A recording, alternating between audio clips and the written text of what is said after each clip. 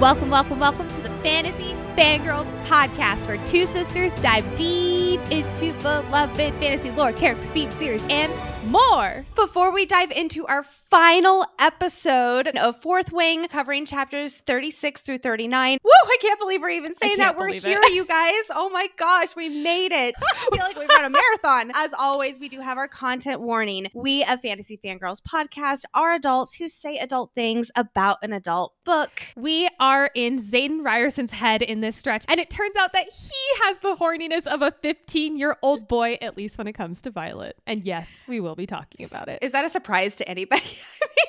You know, it actually kind of was. It kind of was a slight surprise of like how much he's like, I need to fuck her now. And I'm like, whoa, she's been awake for 5 seconds, dude. Chill. On that topic, we also talk spoilers. Everything from the entire Fourth Wing book, the Iron Flame excerpt, and speculations, except for the audiobook previews. We know some of you don't want to know anything until the book actually comes out. So we are not specifically talking about any of that. We do have a whole bonus episode on that. And of course, anything from Rebecca Yarros is on the table here. Just gonna say, this is the last episode. We're talking about the end of the book. We're talking about the biggest spoiler that happens at the end of the book. Enough said. And now, Lexi, it's been my honor. Oh, you're gonna make me cry already. To share this book with you. Let's close it out and join the revolution. Huzzah! Oh man, this is going to be a tough one, but we're so excited. Let's do this. Before we begin our dive into this final stretch of chapters, let us begin, as always, with our battle brief. Nicole, take it away with chapters 36 through 39. Chapter 36. Standing on the battlements of Athbeen, Liam, using his farsight signet, sees 4 figures basically apparate outside of the city of Ressin. These 4 figures are wearing purple robes and have red veins. Welcome to the chat, venin! And shit's about to get fucked up. 7 Griffin riders arrive, and the one who is just oh so delightful by the lake approaches. It is a death sentence, and they are going down there, but not you all, though. Scram. A torn-up Xaden knows he has to make an impossible decision. He decides to fight. And as does everyone else in this makeshift squad, Violet included. Of course, after checking with Taryn, our favorite curmudgeon, who's ready for some fucking blood. We will feast on their bones, Silver One. Point made, my guy. Gearing up for battle, Xaden reminds us the only way to take them out is by dagger. You hear that, Lexi? The only way to take them out is by dagger. But after a heartfelt goodbye with Andarna and an approval from Sigale for Violet's choices, the 2-legged flying creatures come down from the sky. Welcome to the chat, wyvern! Xaden gives Violet a dagger and promises that if they live, he will tell her everything that she wants to know. I'm holding you to that in Iron Flame, Xaden. It's time for battle, and immediately chaos ensues. And after unsuccessfully killing a venin, because apparently they're fireproof, a squad member, Soleil, finds an abandoned mine and they begin ushering civilians out towards it. But a venin lands near them and begins channeling magic straight from the Earth's core, causing anything and anyone to shrivel up into a sack of human skin, including Soleil and her dragon. Holy shit. No! There's an outpost which Taryn states has a container with the Mari family crest on it, question mark, and it's highly unstable. But our Ravenclaw is 2 steps ahead, getting Taryn into position as around them Liam wields spears of ice. What? Taryn breathes deep and blows the damn thing up, but the venin survived. Damn it. It's almost like Xaden was right, and the only thing that kills them is daggers. Who knew? But there's a new problem. There's more venin and wyvern, and it's time to play distraction. Our girl wields lightning more and hits the bullseye, seeing a wyvern drop straight out of the sky. Violet gets momentarily distracted by Xaden being an absolute shadow daddy, to the point that Taryn almost gets gutted by a wyvern. Oops! Sigale to the rescue though, but not without some major side-eye towards our girl. Violet's attention then switches to Liam, just in time to see him slit a venin's throat. 1 down. They might actually be okay. But the hope does not last long. A wyvern comes out of the blue and begins fighting with Day. Day does not live. No! A dragon without their rider is a tragedy. A rider without their dragon is dead. Liam's heart begins to slow as Violet attempts to take him towards Day's body, but she cannot get him there. Liam asks Violet to look after Sloane, and a distraught Violet agrees to his dying plea from her shadow, her friend. Xaden arrives and takes Liam to Day, and Liam's soul is sent to Malik, next to his dragon. Oh, can I get the biggest no ever? Liam! But we're still in battle, and dozens of wyvern come down into the valley, and Violet is ready for revenge, and she launches into the air. But shortly after, Tern roars in pain. That is all chapter 36. Chapter 37. A venin has a sword embedded into Tern. Violet and the venin begin to duel, but Violet is severely outmatched. Our girl gets a poison dagger shoved into her side, and the venin gives us a very cryptic download. Yes, we will be talking about it. Xaden fills the area with shadows, disorienting the venin, and our girl gets her second kill of the book. Goodbye, cryptic venin. But Violet is definitely poisoned. She has just enough strength to make a plan. She's going to take out the second to last venin with lightning, and Xaden can handle the last one. Using every ounce of energy she has and then some, Violet wields lightning at the venin, but she's burning out, and Tern is not having it. Let me help, a golden voice exclaims, and together with Andarna, Violet stops time to control the lightning to strike true onto the venin. He dies instantly. Xaden gets the last venin with a beautifully lethal dagger move, but the black blood pouring from Violet's side causes her to fall off Tern's back. Chapter 38. Violet falls, but our incredibly beautiful shimmering gold dragon stops time again and catches her. Then when time resumes, an absolutely panicked Xaden begs her to fight the poison that is cutting off her magically before she is knocked out. This will be a theme in this chapter. Violet comes to and overhears the remaining members of the Marked One squad debate what to do next. Her blood is black. That's not good. They need to get her to a mender. But Nolan is 12 hours away in Bisgayeth, and Violet would be deader than doornails, so that's not an option. But just like a light bulb popping over Xaden's head, there's somewhere else, and he will save her. Ooh, mystery. And our girl's out again, and she wakes up, but everything hurts, and she has nothing left. She's being carried by Xaden, who has an irate Tern breathing down his neck. Xaden? A familiar voice says, but who could it be? But our protective shadow daddy utters in response only, you have to save her. Chapter 39. Who's that boy? It's Xaden. We're in his head, and poor guy is losing it. This barely sane Xaden gives us hopeless romantic, the download we've all been craving. Homeboy fell first. Yes! But Violet wakes up, and she's healed. And she's like, what's wrong, Xaden? Doe-eyed and bushy-tailed. And sweet, naive Xaden is like, oh, maybe this won't be so bad after all. Oh, wait, she lost all her memories. This is awkward. It's all coming back. It's all coming back to Vi now. Where are we? Where is this mystery location? Surprise, Orisha lives. But this brilliant fucking woman kicks Xaden out of his own room because she remembers everything and she's pissed. Xaden joins his two best friends in the hall, and we get a quick update on the last 3 days. Violet will need to learn how to shield from Dane. 2 Griffin flyers survived. There was a box that Garrick's dragon was attracted to, and they have it in their possession, and they're figuring it out. And Xaden smells like dragon ass.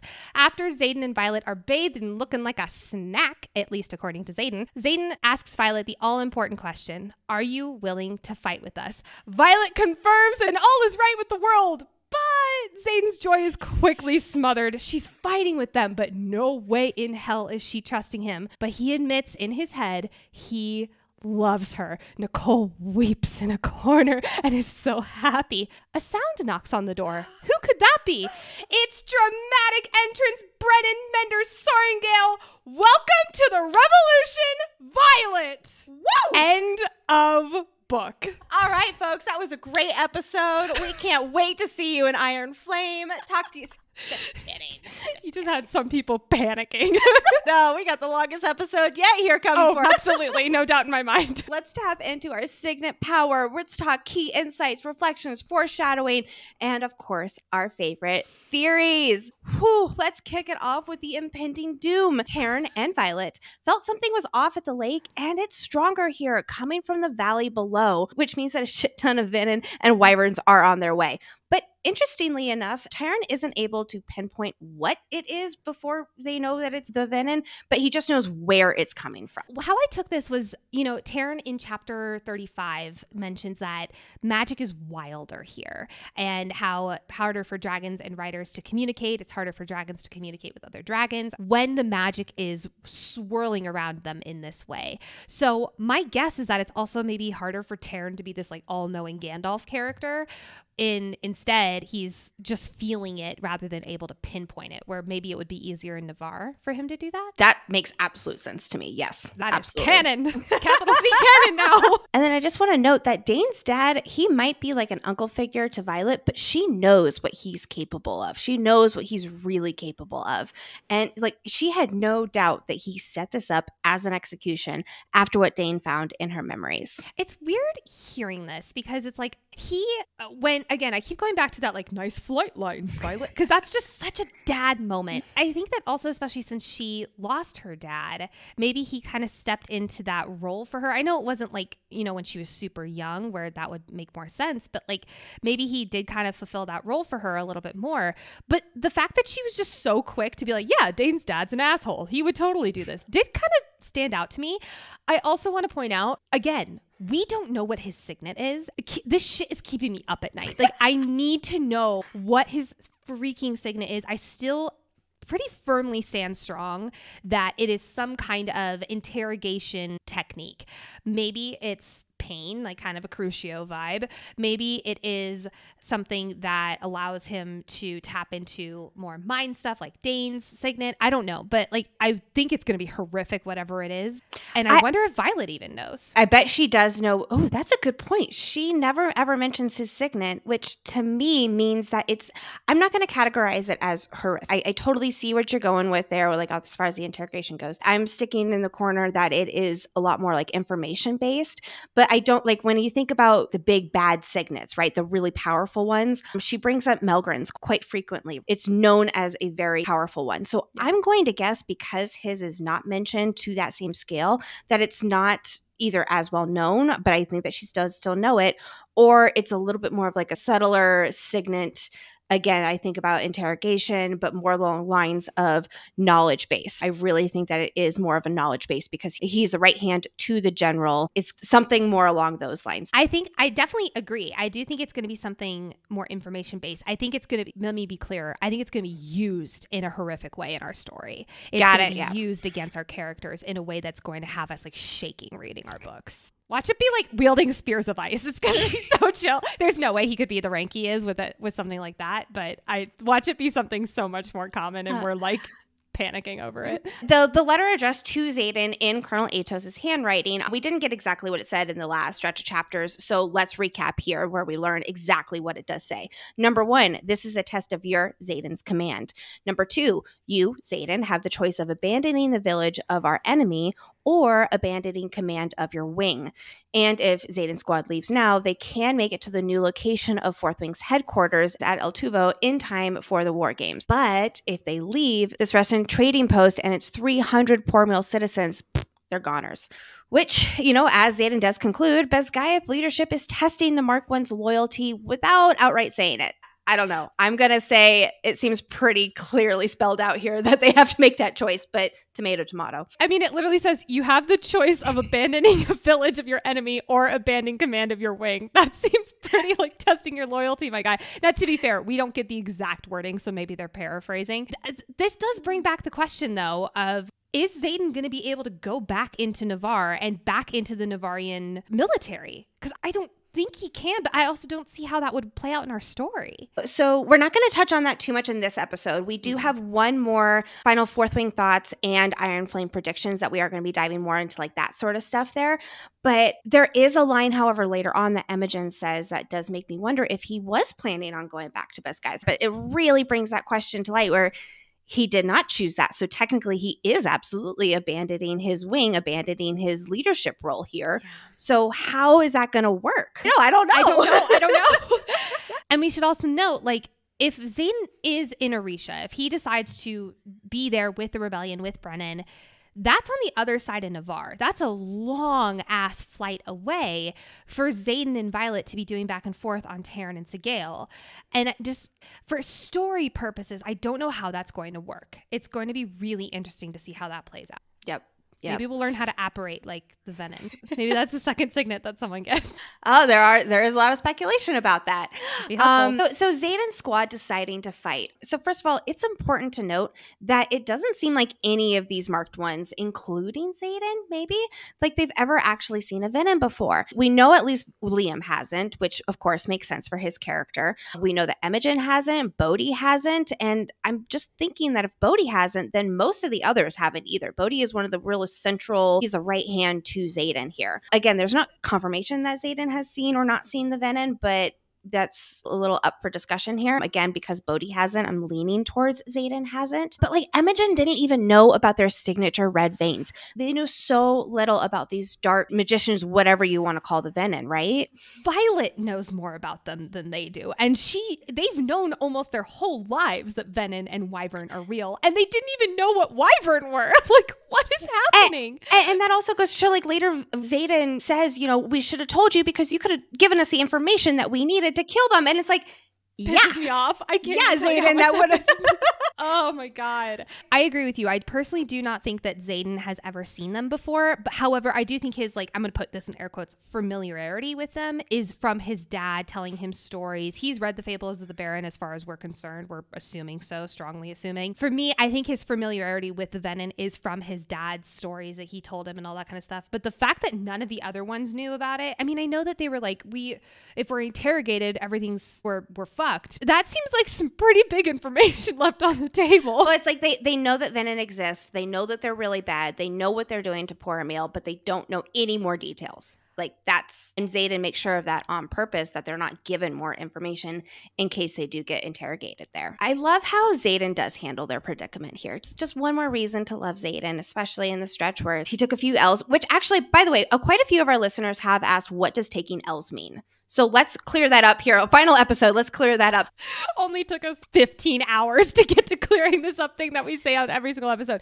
So taking an L means that you're taking a loss. Basically, like you are doing something that is not great. You're doing something that makes you go down a peg, let's say. Taking a W means taking a win, something that goes up a peg. Yep. All right, cool. Back to the story here. Xaden, he doesn't let his squad just jump into this, jump in to go fight without making them think and consciously decide about this decision. He lays out the harsh reality and then says, okay, now this is your choice. Just letting them just jump into it without thinking, which most of them would have probably done. I love seeing these moments where it's like, oh, this is why Xaden's a wing leader. Right. This is why he's in command. I mean, we learn later that Arisha is his. So I'm assuming of the revolution, he's pretty freaking high up there in command. I'm assuming he's going to get like into a more command leadership later on in the books. I also love his quote, all command structure aside, what are your thoughts? I love that this is a family decision. It's not Xaden in command making the decision. It's Xaden in command, but making it a group decision. I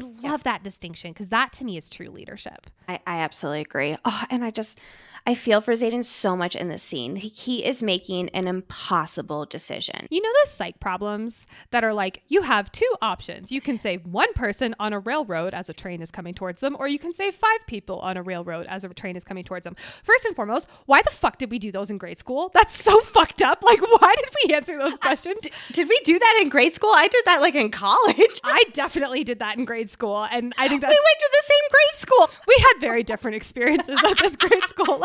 But I just think that it's in alignment with that. Like, no matter what decision you choose, it's horrific. They chose the morally positive choice in the long term, I do think, and it did work out to their advantage. Only a few riders were lost. Xaden and our core group were still alive, thank God. But I could not imagine being in his shoes right now. Yeah. And then the main Griffin flyer, who I think that we can determine is Serena, which we find out later on that she and her sister did survive this. She is flat out not just asking them not to fight, but telling them to leave. Even after taunting Violet earlier about not being willing to lift a finger, she's like, nope, we don't want you guys to lift a finger. You got to get out of here. Like, this is actually really dangerous. You did not sign up for this. This is our cross to bear, so to speak. But gosh, like Violet, she feels like this goes against everything they stand for to run away, which is quite ironic since everything they, being Navarre, stands for is quite literally the opposite of this reality. And that just, again, paints the picture of how upside down Violet's world is. The Griffin flyers, they're on griffins, which are about a third of the size of dragons. Griffins cannot breathe fire, which, you know, obviously venin survive fire. We talked about that in Battle Brief, but they can also make things blow up. And that is very helpful. And I know that she's like, we lost 2 drifts of griffin flyers in our last battle against 2 venin. But I'm also like, I mean, but dragons are a little bit on the higher scale of griffins. Not to make it like a pedestal thing, but like dragons are definitely in first place and I'd put griffins in the lower end. So I understand why she's like, don't fight. But if I was her, I'd be like, I need every fucking one of your dragons you're willing to, because it's just, you have better odds. Now, I do also want to point out the main griffin flyer, we're assuming this is Serena. She brings a great point to readers' attention. She says, have any of you seen combat? And in Violet's inner monologue, she says, I feel young, as we reply with our silence. It is really important to us as readers to remember this squad is between 20 to 23. That is young. And yet it is so in alignment with the fantasy lore of, you know, with the fantasy stories that we all know and love. The younger generation are the ones who change the world. We see this in Harry Potter, Hunger Games, the Grishaverse, and 100,000% other stories that give us this example. And I just think that's such a beautiful thing for us to be called to attention before they go into what we think is a suicide mission. I love that. And man, that does give me hope for Gen Z in our society. Ain't that the fucking truth? But Violet, she sums this section and really this book up so well with this line. We can live as cowards or die as writers. It gives me chills every time I read it. You know, it's again the premise of this whole story. And it's that final, like the fork in the road, right? What decision are they going to make? They're going to go with the one that they've been training for and that their instincts are to protect. I also can't help but think of Dane through the entire first 2/3 of this book where he's like, get out of the writer's quadrant, get out of the writer's quadrant, versus she chose die as writers. So she's been choosing die as writers for this entire book. And Dane's been pushing her in the other direction. So I love that tie in there. Dane, of course, wanted her to stay safe. And Xaden's approach to wanting her to stay safe is, of course, very different. He knows that that's not her. He's like, I'm not going to pick a fight that I know I can't win here.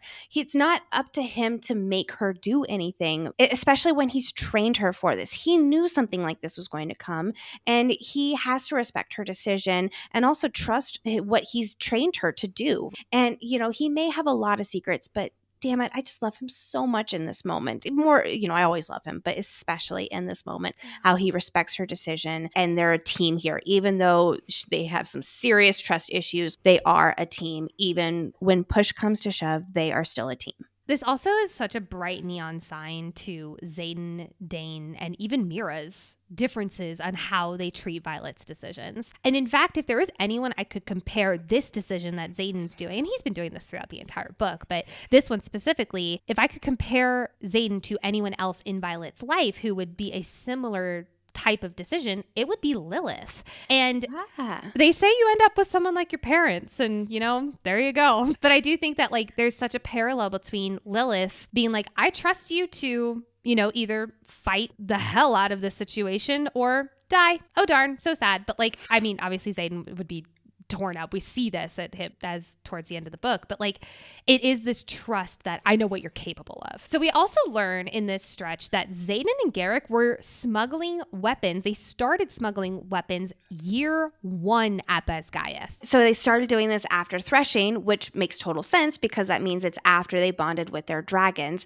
and that's when they started smuggling the weapons. Of course, this makes sense for geographical purposes. You know, they only started because that's when they were able to literally get up and fly and be able to travel really far distances to go meet up with the Griffin Riders of Pormeal. But I also have to wonder, did they get some information about this Griffin Flyer alliance from their dragons? Did their dragons have an influence on this after they bonded and that's when they started doing these weapons? Or did the dragons have some knowledge about the previous rebellion that, hey, some people are still alive. You want to go join this revolution here? I have no idea, but I do think ultimately it's probably because of the transportation and now just being more powerful individuals. I do believe Xaden surely had a Pormeal connection from, you know, his dad from the previous rebellion. Right. Not that the Griffin Flyers were directly involved in the rebellion themselves, but just that Fen Ryerson was connected to them and wanted to help them fight off the venin. And that same connection and alliance there would extend to Xaden. So anyway, so that's just interesting to think about the timeline about why and how they started meeting up with the Griffin Flyers. Did the dragons venins have any influence in that after they bonded, and just how that whole dynamic worked to start doing that in the first place. Well, and I know that there's some speculation that Xaden's mom is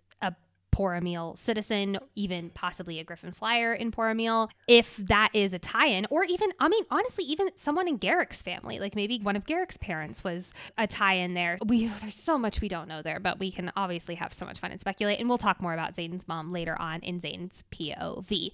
But now it's time to talk about when Liam is making his decision on to fight or to go to this other outpost for their War Games actual assignment. By the way, I just think of everyone at El Tuval being like, where are they? Like, where'd they go? Aren't they supposed to be here? Well, it's like they knew that they would have gone to Athbane because that was kind of like a public announcement. And then it's like, oh, shoot. So I bet they're like, oh, shit.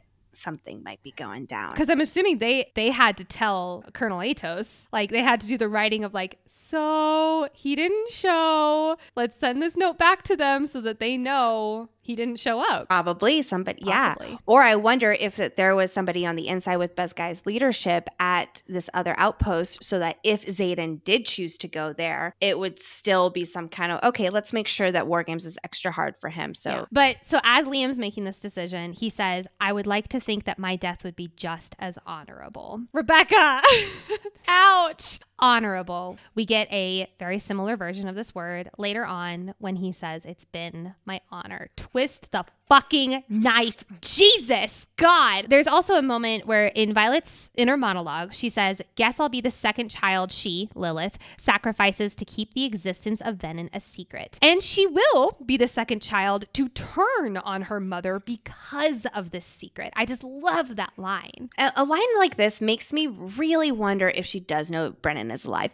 A lot of people do believe this. I've personally always believed not, but now I'm starting to wonder maybe. I don't know. It just feels like foreshadowing. So we do find out that Brennan is alive. So this line is already not what it all seems. Could that be the same case with her mom, that she didn't sacrifice her child for the secret in some way, that it's not just one small part of this line, but it's way more complex than Violet even thinks about. So I was just thinking like, oh, that sounds like a foreshadowing line there. I do wonder if Lilith knows that Xaden brought Violet to the suicide mission, because I'm assuming Lilith knows about the suicide mission. I do wonder, like, does she know that her daughter's beyond the wards about to go fight venin? We talked about this a little bit in the AMA bonus episode, talking about theories, where I do think that she does know it. However, as far as her having a big reaction to it, I don't think we're outwardly going to see that. There's going to be some feigned indifference there, whether that's actually the truth or not. But I don't think she's going to suddenly be mad at Colonel Atos. Like, that's not how this world works. Yeah. Nah, she's too calm, cool, collected. But we do need to talk about, is it 7 or 6 griffins?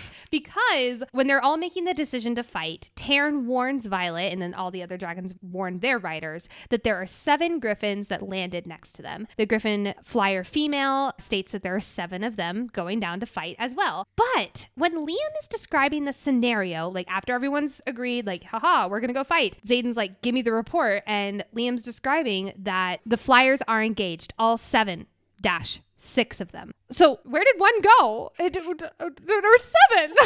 Why was that important? This feels notable. I love that you caught that, because I didn't, because they do say 7 griffins and 7 flyers multiple times. And then that is where Liam corrects it. And we can absolutely trust Liam. If he says that there's 6 of them, he's got farsight. So we can assume, yes, that it's 6 of them. My thought is we learn that this female griffin flyer survives. At least we think that it's Serena. And so does her sister. So I'm wondering if it's her sister maybe who stayed out of the fighting. You know, she left to go be a messenger about what happened, knowing that everybody else is going to die. Like, there's not going to be anyone to share this huge thing that happened with the venin. They need somebody to act as a messenger to survive this, to go and share this news and warn other people. That was my interpretation of where did that other griffin flyer go. That would make sense to me, because I mean, the Poromelites, the people of Poromil needed to know this major thing happened. And at the end, Bodhi says Serena lives, so does her sister, everyone else dies, basically. That would make sense. I can appreciate that. Now, I do have a question. If you are going to be fighting these venin, who can basically apparate, they can explode things with magic, Why in the God's given hell would you make daggers? And they have staffs and they're so good. Like, why not make a sword or an axe or something that's going to be, I don't know, arrows. fucking useful, or arrows. Arrows might be useful. Yeah. Shoot off the back of your dragon. Like, why would you make dagger? The tiniest little weapons. Why would you do that? Oh, maybe this is where the crossbows are going to come into play. Remember, we've been getting a lot of hints about a crossbow. Maybe it's not so much the dragons. It's going to be the venin that the crossbows are going to be aimed at. I'm so here for this. Yeah, that's a good point. My guess is that it has to do with the material, and it can only be used in small amounts. So a dagger is all that would work for them when making these weapons, and like it couldn't handle being a sword or something like that. Now that does not make sense for if it was like an arrow, that would also be on the smaller Arrows side. are So tiny. maybe their insider guy who is making all of these weapons only knows how to make daggers. Get a better blacksmith, guys. That's what Lilith has too. I think that the only thing that can be made is daggers, at least that we know of at this time. Maybe this will be like Pokemon, and every book it like evolves into a new level of weapon, you know? Surprisingly, that's not going to be the only mention of Pokemon in this episode. Ooh, foreshadowing. I know, right? Just brings back my childhood nostalgia here. Yes, we did collect Pokemon cards. Thank you for asking, listeners. So there's a quote that says, quote, I bite back a sad smile. It's really too bad I won't get to see her, and Darna, go through her rebellious adolescent years. So in a recent TikTok and Instagram post, Waterstone interviewed Rebecca super quickly. It was like 3 quick things that we learn about Iron Flame.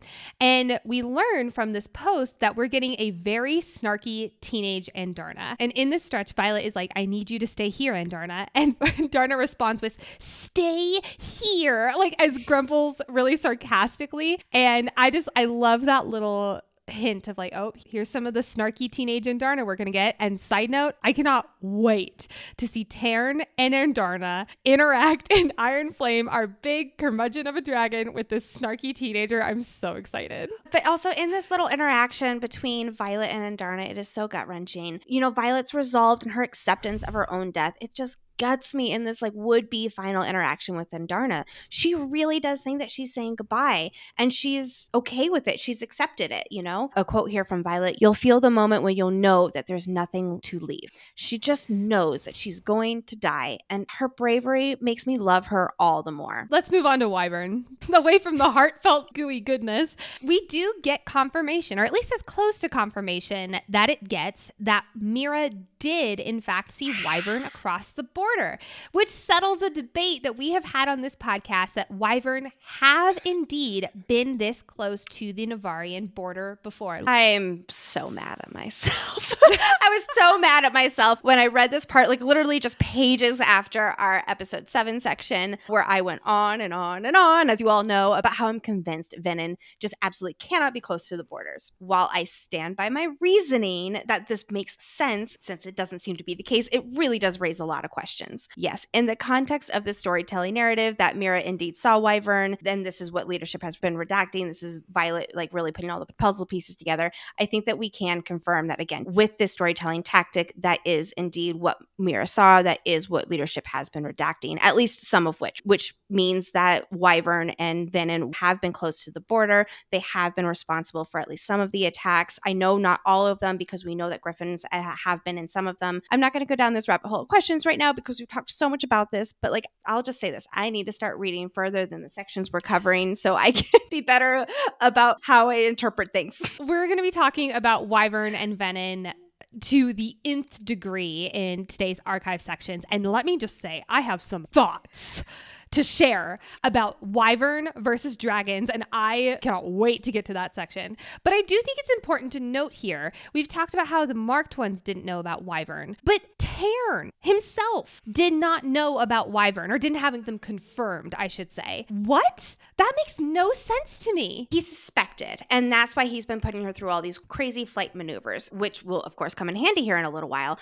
But again, that brings up my other question is, are these other dragons not sharing with Tarn and these other dragons? Hey, the leadership is redacting stuff, but we got a serious problem on our hands. There are Wyvern. I know that there's probably locational issues where they can't just talk to each other across long distances, but there's still intersections. You know, they go to Montserrat. Why didn't the dragons who are already there, who are experienced in battle recently, tell these other? They can also talk to griffins. Why didn't the griffins Like, yes. Okay. If they can talk to griffins, what? There is no excuse. Also, we don't know if Xaden knows about wyvern. We're strongly assuming that he does. He says, let's not borrow trouble when she mentions, like, at least there's no wyvern. And people are like, what are you talking about? And Xaden doesn't say anything to that effect. But if Xaden knows that wyvern are most likely real, then I would assume Sigale knows that wyvern are most likely real. And we know that the bond between mated dragons is the strongest bond. And I'm assuming they share everything with each other because they're a wonderful couple and they're so good at communication. But what is happening? Why does Taryn not know that wyvern are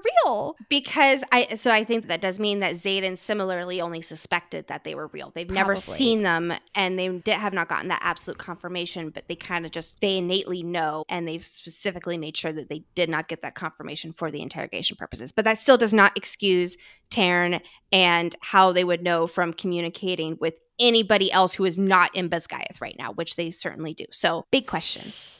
Big questions.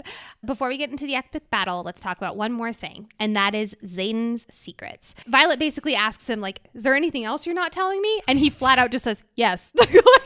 I love that he does that. He says, stay alive, and I promise I'll tell you everything you need to know. Now, if I were Violet, and I woke up and I don't remember anything, but then eventually I'm like, oh, that's right, I'm pissed at this guy. The first fucking thing I'd be like, sit down, motherfucker. I'm drilling you on questions. Like, I'm getting to know everything, especially Violet's need to know things. Like, she's not as bad as Dane by any means, but like, she definitely has a craving for knowledge. She's our little Ravenclaw. But I am holding to Iron Flame that there is some kind of mega download chapter of just like, here's everything. Now, I also understand books and storytelling, so I'm assuming also for dramatic tension, it might be sprinkled throughout the book. I don't know, but like, I need Xaden to be good on his promise here. I agree with you. I also think that Violet doesn't know the questions to ask. I'd be like, what are you not telling me? That's the first question I would ask. Well, then he'd probably be like, well, that's a loaded question. You got to be more specific. I do have a feeling that this promise might come back to bite him a little bit in Iron Flame. Mm-hmm. Especially if he just happens to be a mind reader. I don't think that's going to go over very well with Violet, especially how betrayed she feels by Dane. That's a whole other topic for our predictions episode. Whew. All right, everybody. For this epic battle sequence, we're going to talk about it in a slightly different way than usual, which is chronological. Today, there's just so much to unpack here in the battle sequence. First, we're going to go through smaller insights throughout these two action-packed chapters, and then we're going to kind of take a step back and focus on the bigger topics. So, first and foremost, let's talk about the littler, fun, not so fun nuggets here of this crazy battle sequence. So I want to start off with Taryn leading the dragons. It is described that Xaden is commanding the riders, but Taryn is leading the dragons in the sky. I'm assuming that Taryn is also going to be leading the dragons in Iron Flame and beyond, but it also makes me wonder, when we do get into the heavy politicking of the revolution, where is Violet going to be on the chain of command? Because if her dragon is leading the dragons on this side of the war, I'm assuming she's going to be super duper high up in that chain of command. Yeah, definitely. And you know what? I would love to be bonded with Taryn heading into battle. Like, that is that is who I pick for dodgeball right here, right? Like, I would also just need him to tell me to focus like throughout the whole thing and remind me of our objective multiple times, because I'm pretty positive I have undiagnosed ADHD. If anybody can tell how often I fidget here in this seat for like 3 hours. As your sister, I love you. Yes. Yes.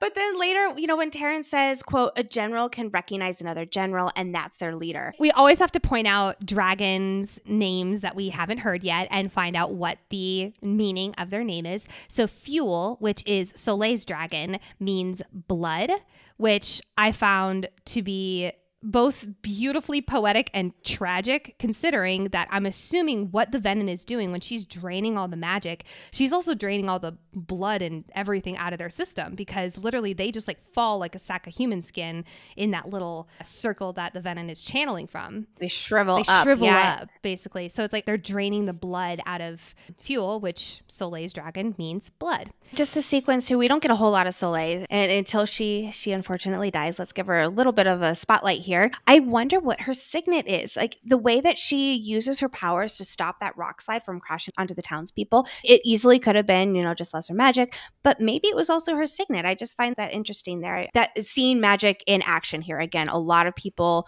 are not crazy about how little fantasy and magic are in the story, but in this particular sequence, oh my gosh, we get so much magic from every possible angle. Speaking of magic from every possible angle, and speaking of the venin who is draining the power, I actually wanted to pull that full quote out because it is really important for us to know as readers, oh, this is what we're up against. Quote, "The wave of death pushes forward from the venin, flowing outward and catching up with the fleeing civilian in the middle of the road. He falls, then screams soundlessly, curling in on himself as his body becomes nothing but a husk of a shell." Holy shit! And then obviously the same thing happens with Soleil and Fuel.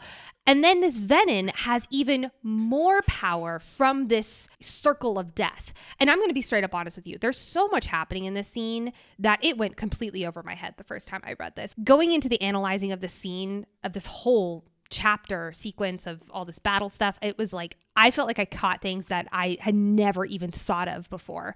And this was one of them that I was like, oh, we're up against some capital M magic here. And the more that the venin invade these powerfully magic lands inhibited by powerfully magical creatures, like especially dragons and Navarre, the stronger they get. No wonder Navarre has wards around it. Another thing here, Griffin flyers, they're wielding lesser magic. And because we know that they are less powerful than dragons, I wonder if their bonded humans can only wield lesser magic and don't have signets. I think you're right, because isn't it even said that like griffins don't have signets? I might be putting my foot in my mouth here, but I feel like I remember that sometime in the book. I don't remember that specifically being said. I think it was just that they're just not as powerful and they are not able to breathe fire. It'll be interesting to learn more about griffins, since in that same TikTok video that I referred to earlier, Rebecca also said, in addition to Snarky and Darna, we're also going to more locations in Poromil. I'm strongly assuming that we're going to be talking to a lot more griffin flyers. We're going to be learning a lot more about that type of magic, and I'm so excited. These little descriptions, apparently I'm just pulling out everything horrific from this battle. I know! I'm sorry. I mean, there's not much good here to pull. So there's these little descriptions of the crowd that just truly got me. We're so focused on the sky and everything that's happening with Violet and our core main characters that whenever we do get a peek into the ground, it's so quick. And it's almost like this little offhanded sentence, but they are just, whoa. We get descriptions of innocent children, their dead bodies being dragged by their crying parents. And it's like, oh my God, like Jesus Christ.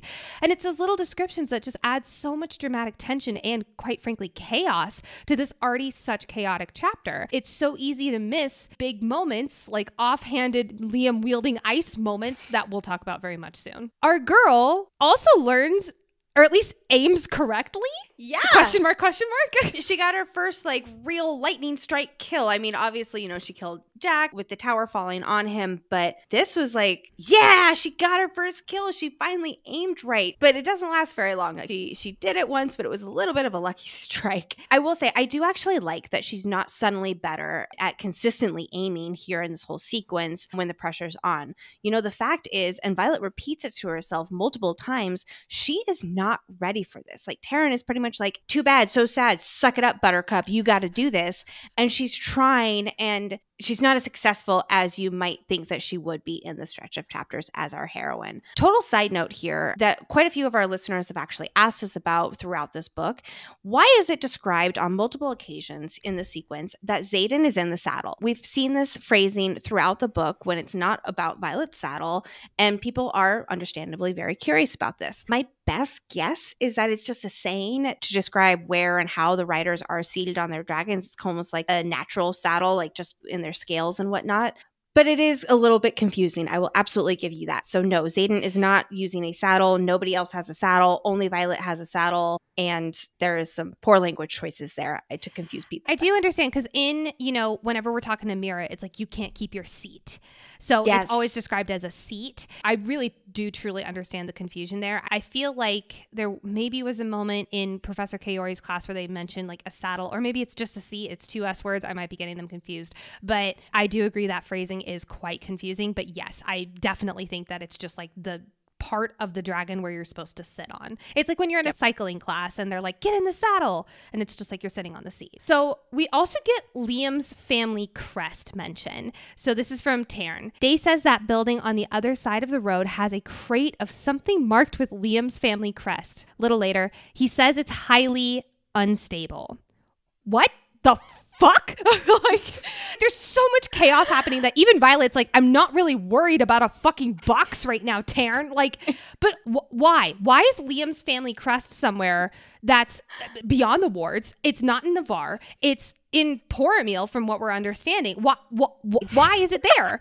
Yes, my big question, kind of like you here, it's not so much about what it is, which we learn is explosives, but what is a highly unstable explosive box with Liam's family crest doing here at the trading post? First of all, I need a more detailed map that shows where Liam's family is from. Like, a bit of a gripe that I have with the book is that the map is not nearly as detailed as it really needs to be. I kind of wonder if, because it's not on our map, as well as some other locations too, it makes me think that maybe it was actually done on purpose and that this is some kind of key point to the plot that's going to have a big reveal, or maybe it's purposefully done. I think it's 100% purposely done. Like, we as Violet are not supposed to know all of this information. We're not supposed to know that all these things are happening.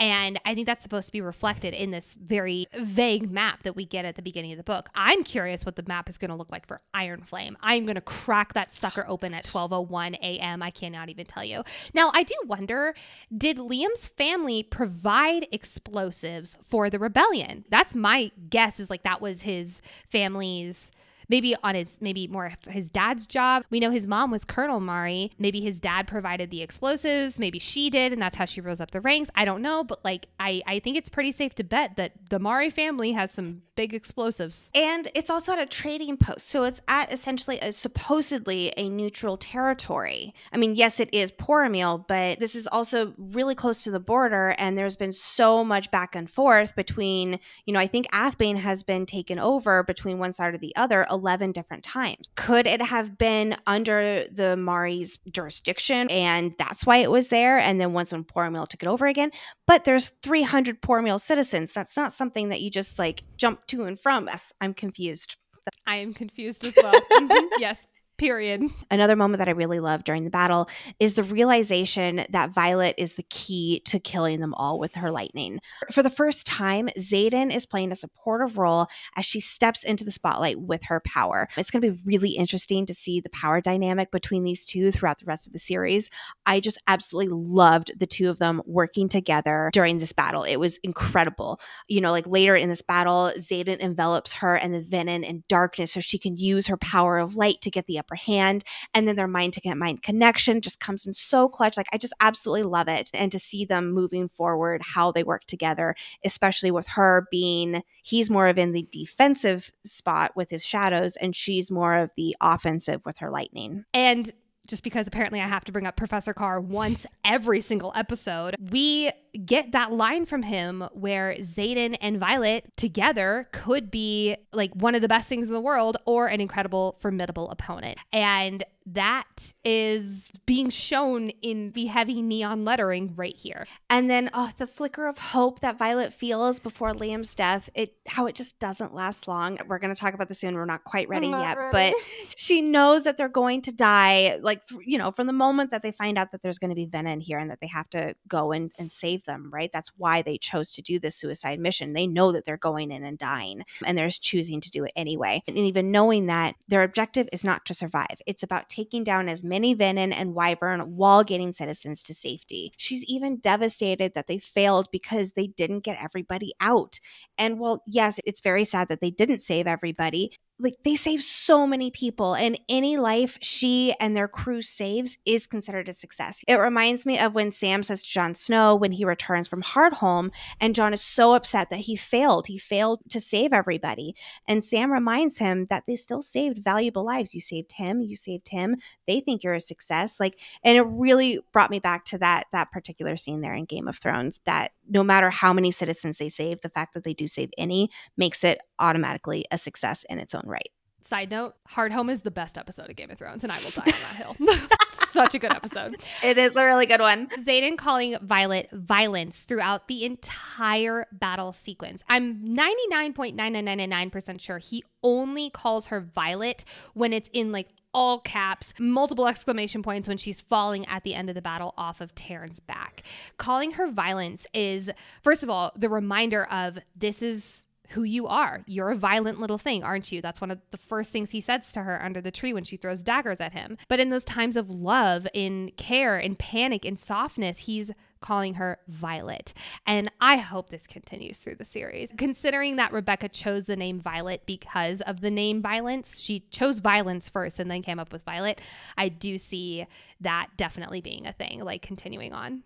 Oh, absolutely. And I love how in sync Taryn and Violet are. Like we've talked a little bit about this, how I at least would definitely want to be on his back going into battle. But remember, she's still mad at him. I can't wait to see them in battle moving forward and to see how Andarna fits into that. It's funny because I've said that Andarna will be her main dragon, but I don't see her not being on Taryn's back for any battle after this experience. Like they are both so in sync. They are both consumed with revenge. And then when Violet is pissed that someone goes after her friends, like, geez, you better watch out because she goes after you. And like Lightning McQueen would say, ka-chow! Yes, I finally found my Cars reference. My 2-year-old is obsessed with cars, and I'm always thinking of ka-chow and lightning, and I've been waiting for this moment anyway. I'm so proud of you for finally having it in the podcast. Oh my God. To be fair, we also don't know what Andarna's second signet is going to be. We also don't know her size in comparison to Taryn, at least officially. We have some guesses. We've talked about that before on the podcast, but I'm strongly assuming that Andarna's signet to Violet is going to be insanely beneficial in some way. So maybe like I could see us even having like a battle sequence where like Violet's like running off of Taryn's back and jumping onto Andarna's. Yeah.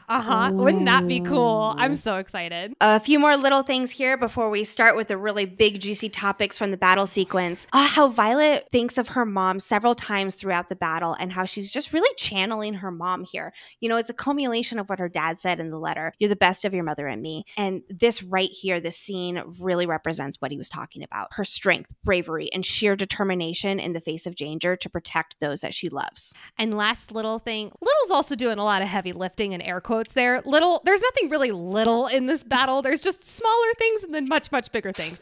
The last little smaller-ish thing is whenever we learned about the when you take out a venin, their wyvern die too. Not to bring it back to Game of Thrones, but I can't help but go straight to a White Walker situation. Oh, absolutely. Like you have to think about it. And I do wonder if that's where the inspiration came from or if it was somewhere else. We don't know. But I love that trope. I don't even know if it's a trope, but I love that parallel in fantasy where you take out one thing and the things that it's created are just deader than doornails. I love it. I would definitely ask Rebecca how much the venin are inspired by the White Walkers in more ways than one. 100%. Absolutely. All right, Lexi. Are you ready to dive into the big things of this battle? Yes. So let's kind of zoom out just a little bit and refocus and dive into some of the really big, meaty parts of this battle sequence because boy, oh boy, do we get a lot. The venin channeling and drawing the color specifically out of the ground. Many, and I'm like, all caps, underline, italicized, bold, many have speculated that the lack of color in Violet's hair is a direct result of something venin related because of this line right here. I'm going to quote this straight from the book. The grass around her turns brown, then the flowers of the wild clover bushes wilt and the leaves curl, losing all of their color. This absolutely could be the case. And a lot of people think that it's something with her mother and maybe she had a battle with a venin when she was pregnant with Violet. Maybe she did get stabbed with the same knife in the poison as Violet and it caused Violet to drain some of her color. I love this because Krista actually emailed us way back when in September saying that she actually took this a step further, and I love this. She thinks that yes, her mother was attacked by a venin when she was pregnant with Violet, but she also says that Violet might be touched by magic for this reason. There's certain things that Violet is able to do that seem extraordinary compared to other people. She is a master at shielding. She's really good at the archives, standing in her archives. She also, on parapet, there is the storm that comes in right as Violet steps onto the parapet. And she's describing the storm as oddly comforting. Now, a lot of people assume that that actually has to do with Lilith because Lilith's signet is storms. However, what Krista is saying here is that it's actually Violet calling in the storm because of this extra touched by magic thing that she has. And it was her way of bringing herself safely into the Rider's Quadrant. Now, another thing that Krista brings up is that the dragons might be able to feel her undercurrent of magic in her. You know, Sigale on Conscription Day is all up in Violet's grill, like staring at her, like, what's up, girl? There's many reasons that this could be. You know, Sigale knows Brennan, so she might be sizing up Violet, which side she's on, all that kind of stuff. There is the whole, I've been yours longer than you can imagine. So maybe Xaden had feelings for Violet before he even met her. And that's why Sigale is like, are you good enough for my dude? I don't know. We also have the 2 green dragons at presentation who have a little extra attention pinned on Violet. And then, of course, Violet bonding the second, at least, most powerful dragon and possibly a royal dragon as well. There's so much here. I definitely think that there's something attached to Violet's hair color and this big plot twist. Whether that is a venin magic, I mean, I think that this is a really strong point here that Krista's making and that a lot of people on the internet are making, just specifically with Violet's hair color and the draining of the color. There's so many things that it could be. I also could see it being a scar because, you know, it's always described as silver scars. That's kind of always been my headcanon around it. There's so much more to this. There's one last thing I want to add to this theory from Krista, and that is when the venin says such untapped power, that whole speech that she gives that we'll talk really in depth in a minute about, that could also be referring to her being touched by magic or having this extra venin magic in her. Yes. No, it's a popular theory that's circulating around. I personally believe that, yes, her mom, this mysterious sickness that her mom had when she was pregnant with Violet, I do believe that it was from a venin, actually, and it wasn't so much of a sickness. And I think that maybe the poison was involved, something with venin. I, however, don't believe the kind of second part to this big theory that makes Violet part venin. Not necessarily even like that she's got some kind of extra power in her and that's what caused it. I think that is definitely possible, but I do not think that translates to her being part venin. I personally don't think that's how magic works in this world. I agree, by the way. Yeah, I agree completely. I don't think she's part venin either. I do love the idea that her hair being silver is essentially like a scar. It's her own kind of mark. I don't think that it makes it a mark on her, like a marked one, but I do think that it is a nod to what happened, and it is absolutely going to come back around in our story in some meaningful way.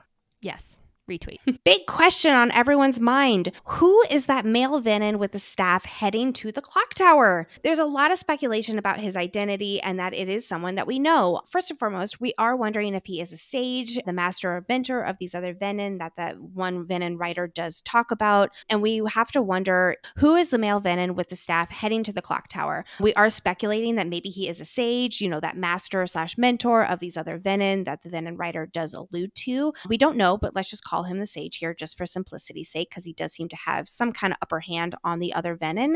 There's a lot of speculation about his specific identity and that it might be someone that we actually know in our story. Some do believe that he's Nolan, who turned into a venin instead of dying when he tapped into so much power to save Brennan. He saved Brennan, but he sacrificed his soul in the process. So when he turns into a venin, that bond with Taryn broke, and that is why Taryn is so sad. He lost his rider to dark magic and he wasn't able to save him. I personally feel like dragon riders cannot become venin due to the logic of how channeling magic works in this universe.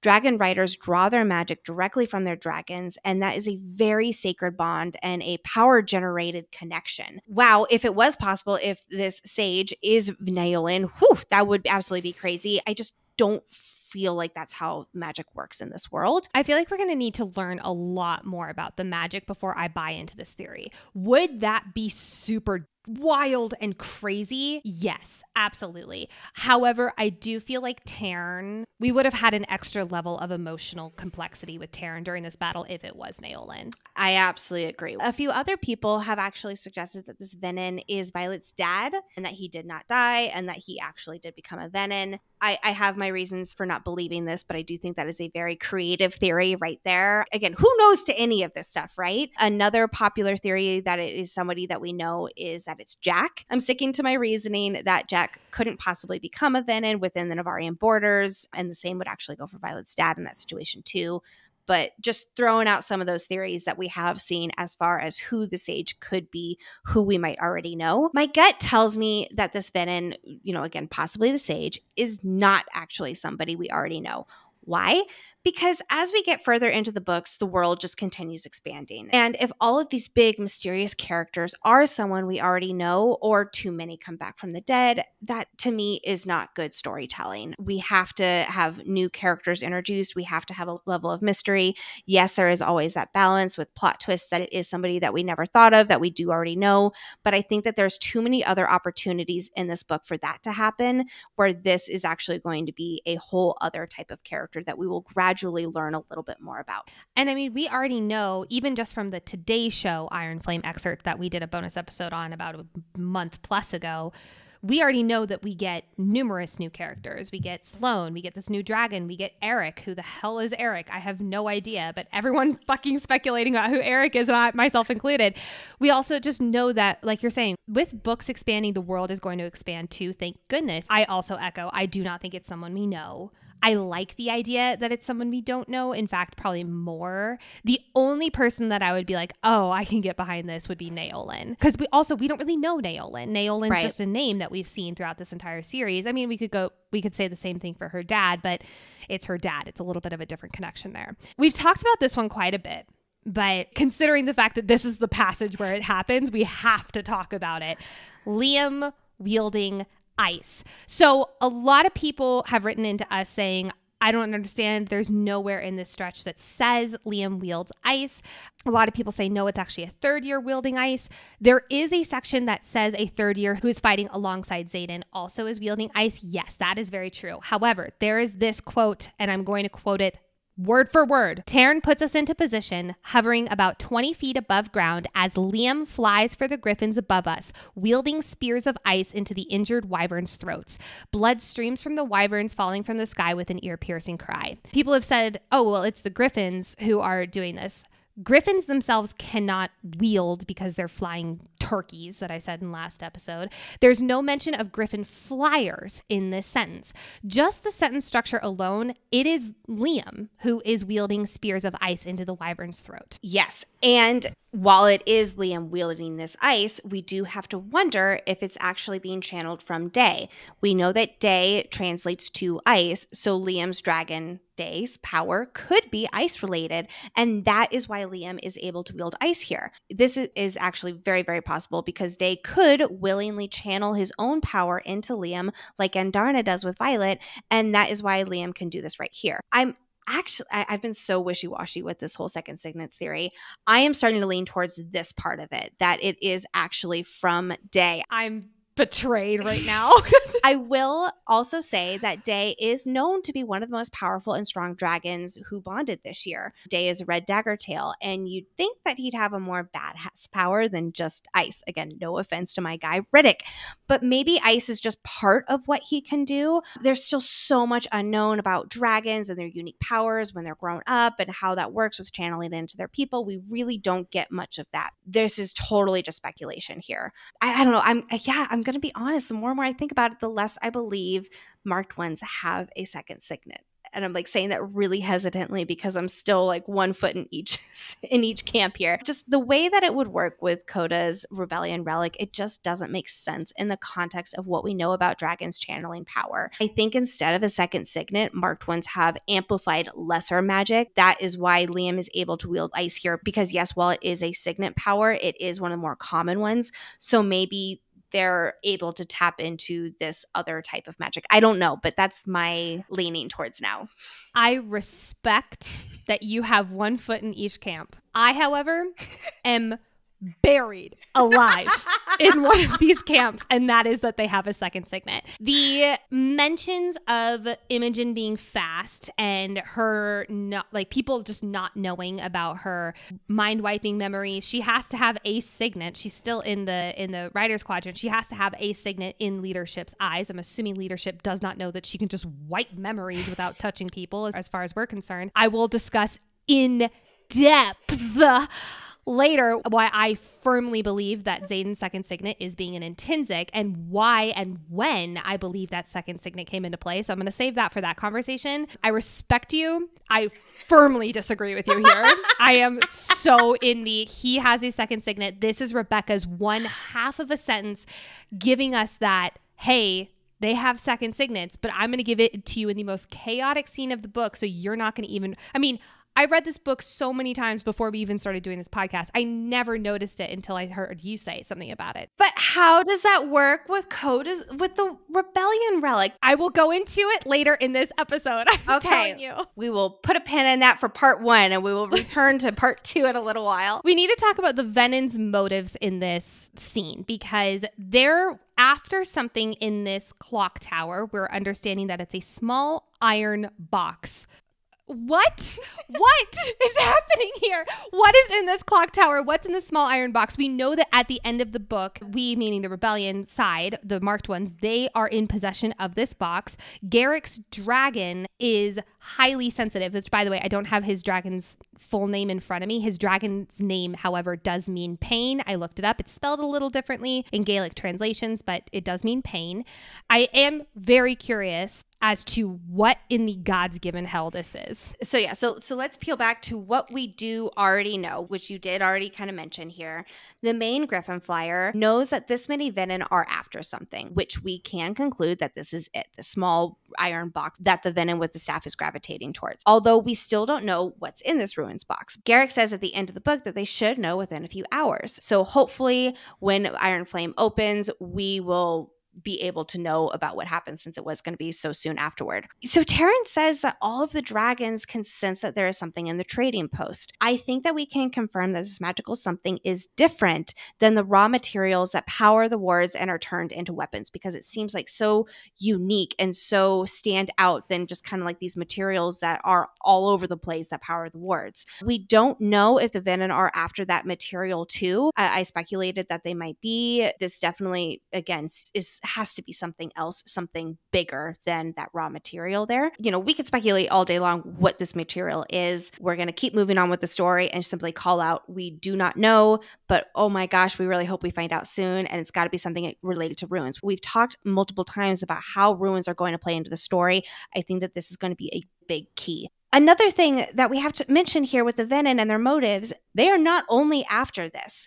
The venin who's focused on that clock tower, he's not just looking for something. He is actively attacking citizens, which makes me wonder what else their purpose is here. Yes, they are after something, but they're also just dead set on destroying everyone and everything in their path. I'm terrified to know more about these, but I also need to know more. My guess is that this is something in this iron box that makes them stronger, that makes them more invincible, that makes their magic somehow or another even more powerful. We know from the Fables of the Baron that one of the brothers was jealous of the other two brothers. One could bond with dragons and channel, the other bonded with a griffin, and then the other brother was so jealous of the two that he started channeling from the ground and corrupted his soul. So my guess is that greediness, that need for more, is still powering these venin, even though their soul is corrupted. Maybe that's even empowering them more to want more corruption, more danger, more whatever. My guess is that this box has something to do with giving them more of an upper hand. Yes. Are you ready, Lexi? No, I'm not ready. We have to talk about it, though. It's time to talk about our guy, Liam Mari. I want to first call out this beautiful, badass moment that Liam has. So Liam literally runs towards the end of Day's tail. Day springboards Liam up off of his tail. Liam flies in the air, lands in a crouch, and slices a wyvern's throat. What a badass. That is so cool.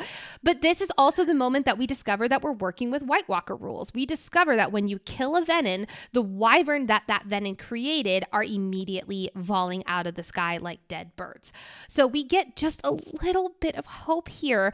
And it is right before the most devastating part of the book. As Day and the wyvern are locked in this battle, Taryn is fucking up this wyvern who's destroying Day. Like, Taryn is like basically slitting open its wings. Its wings are even described as shredded. The wyvern is described as, quote, doesn't seem to care as its claws dig into Day's underbelly, like it's willing to mindlessly die to make its kill. Which begs the question, how alive are wyvern? I mean, it's not so much like alive. I think that they're creations of the venin. So they don't have much else except for what the venin channel into them. And the venin are channeling into them probably kill the dragons. And so that is their single-mindedness. So I don't think that they have a whole lot of, I'll call it personality, thinking of their own. But because they are created, they are in their creator's eye, so to speak. Yeah. And so because Day is in this chokehold with this wyvern, Liam is being held onto Taryn by Violet. And he's like trying to lunge for Day, trying to save Day as much as he can before Day and the wyvern slam into the hillside. I'm not ready. I'm not ready either, but we have to talk about it. Okay. Seriously, skip ahead if you don't want to discuss Liam's death. We totally understand. But we are here. We got to put our big girl pants on and discuss this. It really stood out to me how much Violet was working to help and save Liam. You know, she's securing him in her saddle. She's doing whatever she can, which will, unfortunately, not matter in the end, going back to that gut-wrenching reality that there is nothing she can do to stop this. Technically, she could kill the wyvern with lightning, but she doesn't have the aim to know she wouldn't hit Day. And I think that something like this will actually happen again in a later book, and she'll have the chance to redeem herself in so many words. That's not me hating on Violet in this moment at all. She literally couldn't do what she couldn't do, and she was in an impossible situation. I just hope, though, that she will be able to be in a similar situation to save a dragon or to save a friend, and that aim has to be just really, really dialed in, and she'll do it the second time. Oh, I love that idea. I love that idea. How fucking gut-wrenching, though. Day slams into the hillside, and his body is described as an unnatural angle, and we understand immediately that he is dead. Violet says, it's not fair, it's not right, not these two who were the strongest and the best of our year. It's lines like this that encompass exactly why this moment was such a shock to me, and I know a bunch of other readers, when you read this for the first time. Liam was the last person I expected to fall in this fight sequence. Quote, this is from Liam. And I know you feel betrayed, but Xaden needs you. And I don't just mean alive, Violet. He needs you. Please hear him out. I personally have a feeling that we're going to get a recall of this line a lot in Iron Flame. Violet's angrier than all get out at Xaden, but recalling back to this line that she promised Liam on his literally dying breath that she would hear Xaden out. I think that we're going to get a lot of these moments to almost soften that anger that she has with Xaden. And then, of course, oh boy, we get the line, "It's been my honor." The amount of videos on the internet that are like, you can't make an entire fandom cry with 4 words and then it's been my honor.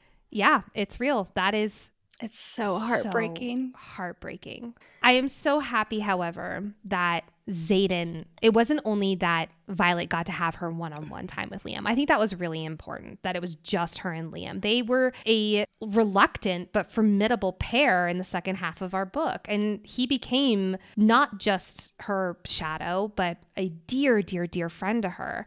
But I'm also glad that Xaden got to have his final moments alone with Liam. You know, they were foster brothers. They were two who were as close to family as you can possibly get given their situation.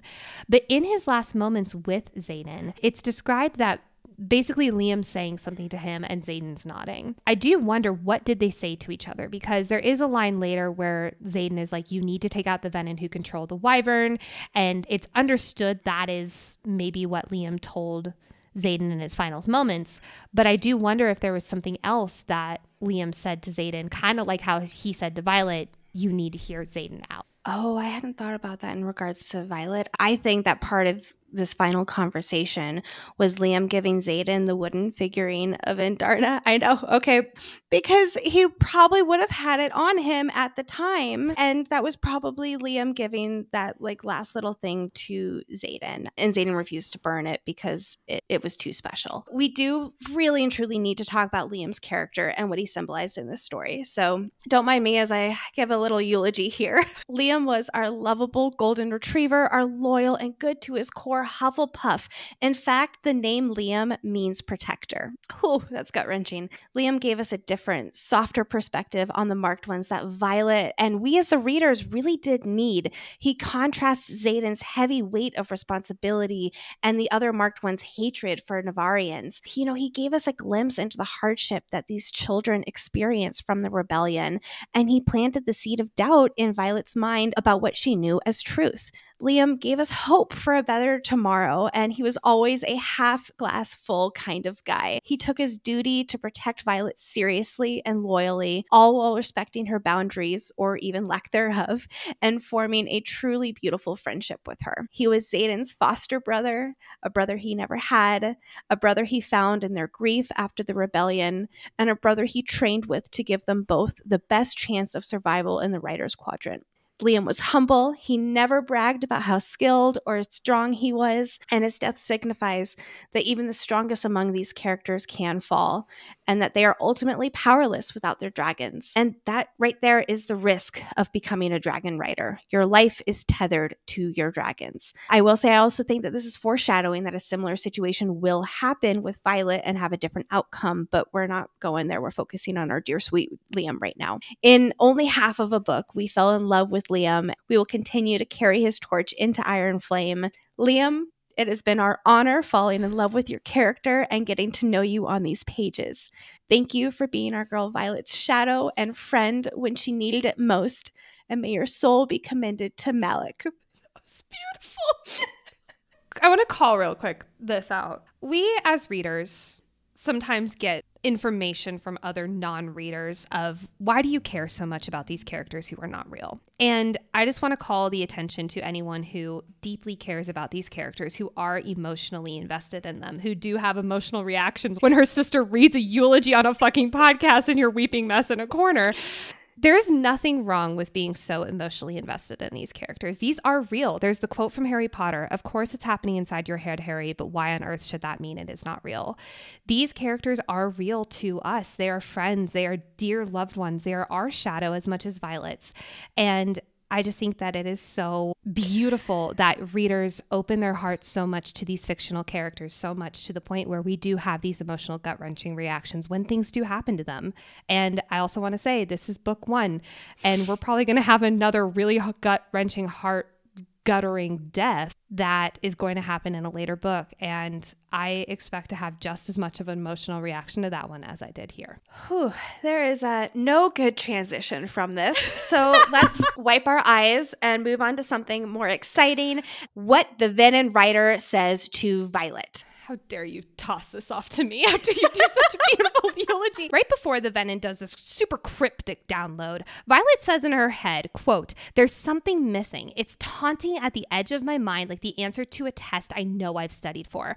Do you have thoughts on what this could be? I thought that it was when the venin die, the wyvern die. And like she kind of like knew that and it wasn't triggering for her. And that's what it was. For me, it was the third brother who commanded the sky, considering that's what the venin's about to tell her. Like it's basically, oh, by the way, you're the fucking key to solving all these problems. And she's like, I think it's B. I think it's B or C, you know? But she already knows at this point that it has that capability with her lightning. But I think it's connecting it to the fables of the Baron. I think it's connecting it to the fact that she's the third brother who commands the sky, who can kill this jealous brother and vanquish the evil in this world. So that's so interesting. Yeah, I read it differently. I loved when we disagree.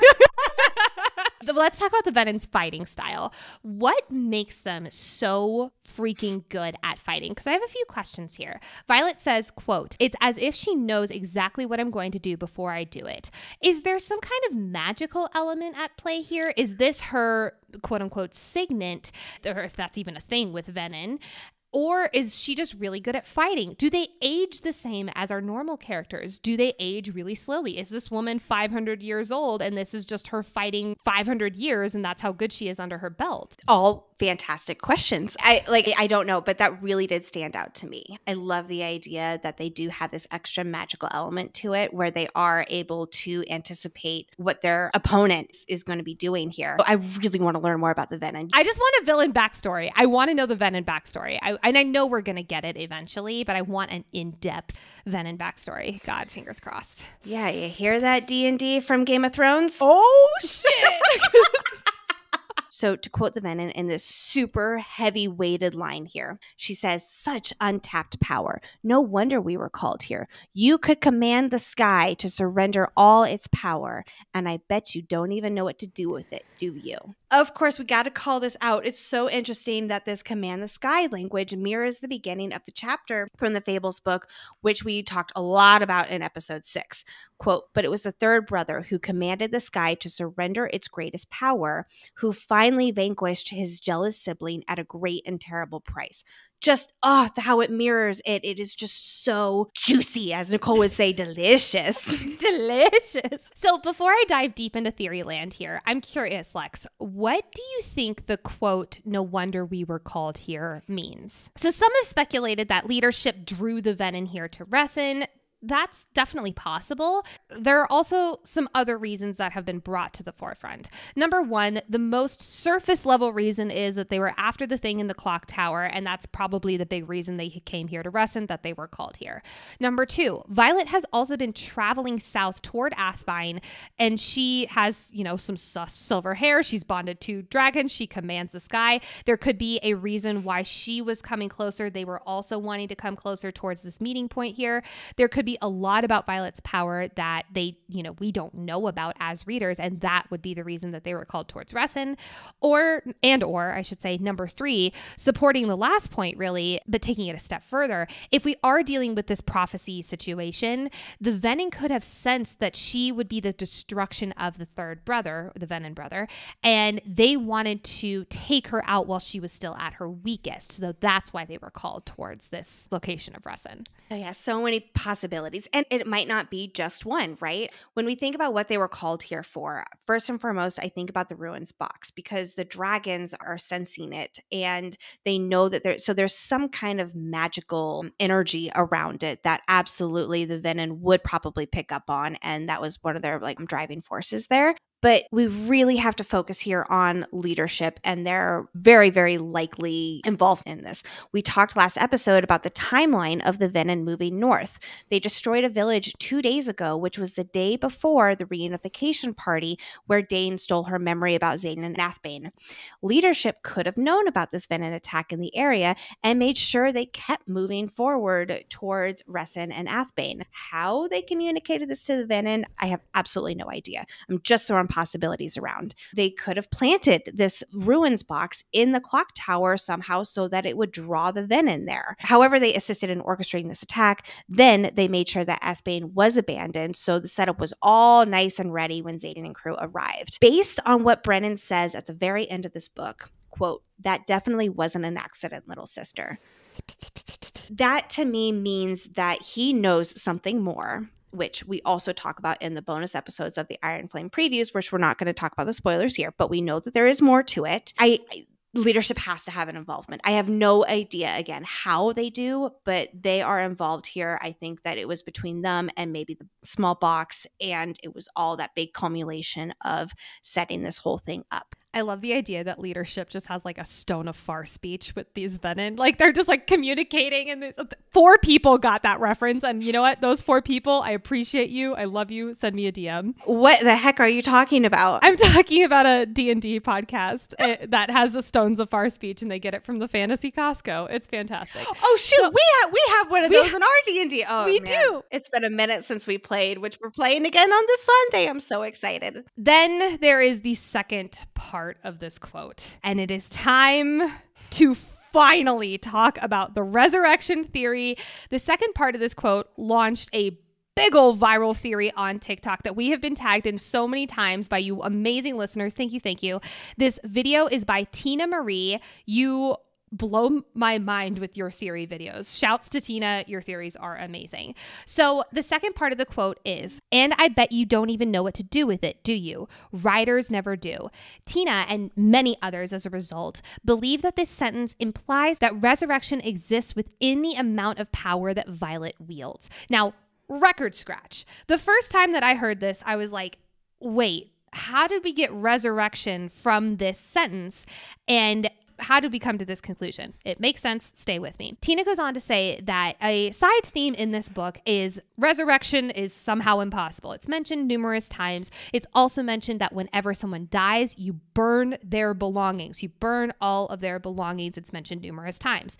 Tina goes on to say that in Navarre, when they did their big old rewriting of history, they took out that resurrection was possible. But what the venin were doing was attempting resurrection and became venin in the process. So that's a big reason why those 200 years just poofed out of existence. Navarre rewrote history. Fables of the Baron is now a illegal book. Now, venin aside, Tina also uses Brennan as an example here. Leadership burned all of his belongings. However, Mira and his journal, meaning one of his belongings, were still out and about in the world. And so he could still be resurrected, probably by another super powerful writer known as Neolin. Terran's writer, he was siphoning. He probably siphoned all the power from the area and burned out in the process. So maybe the venin were also called here because of Terran's power that he channeled into his writer. That's the amount of like that untapped power, and that indeed he could resurrect someone through the channeling power that he has now with Violet instead of Neolin, who obviously burned out in the process. But Violet has 2 dragons, so she has extra power.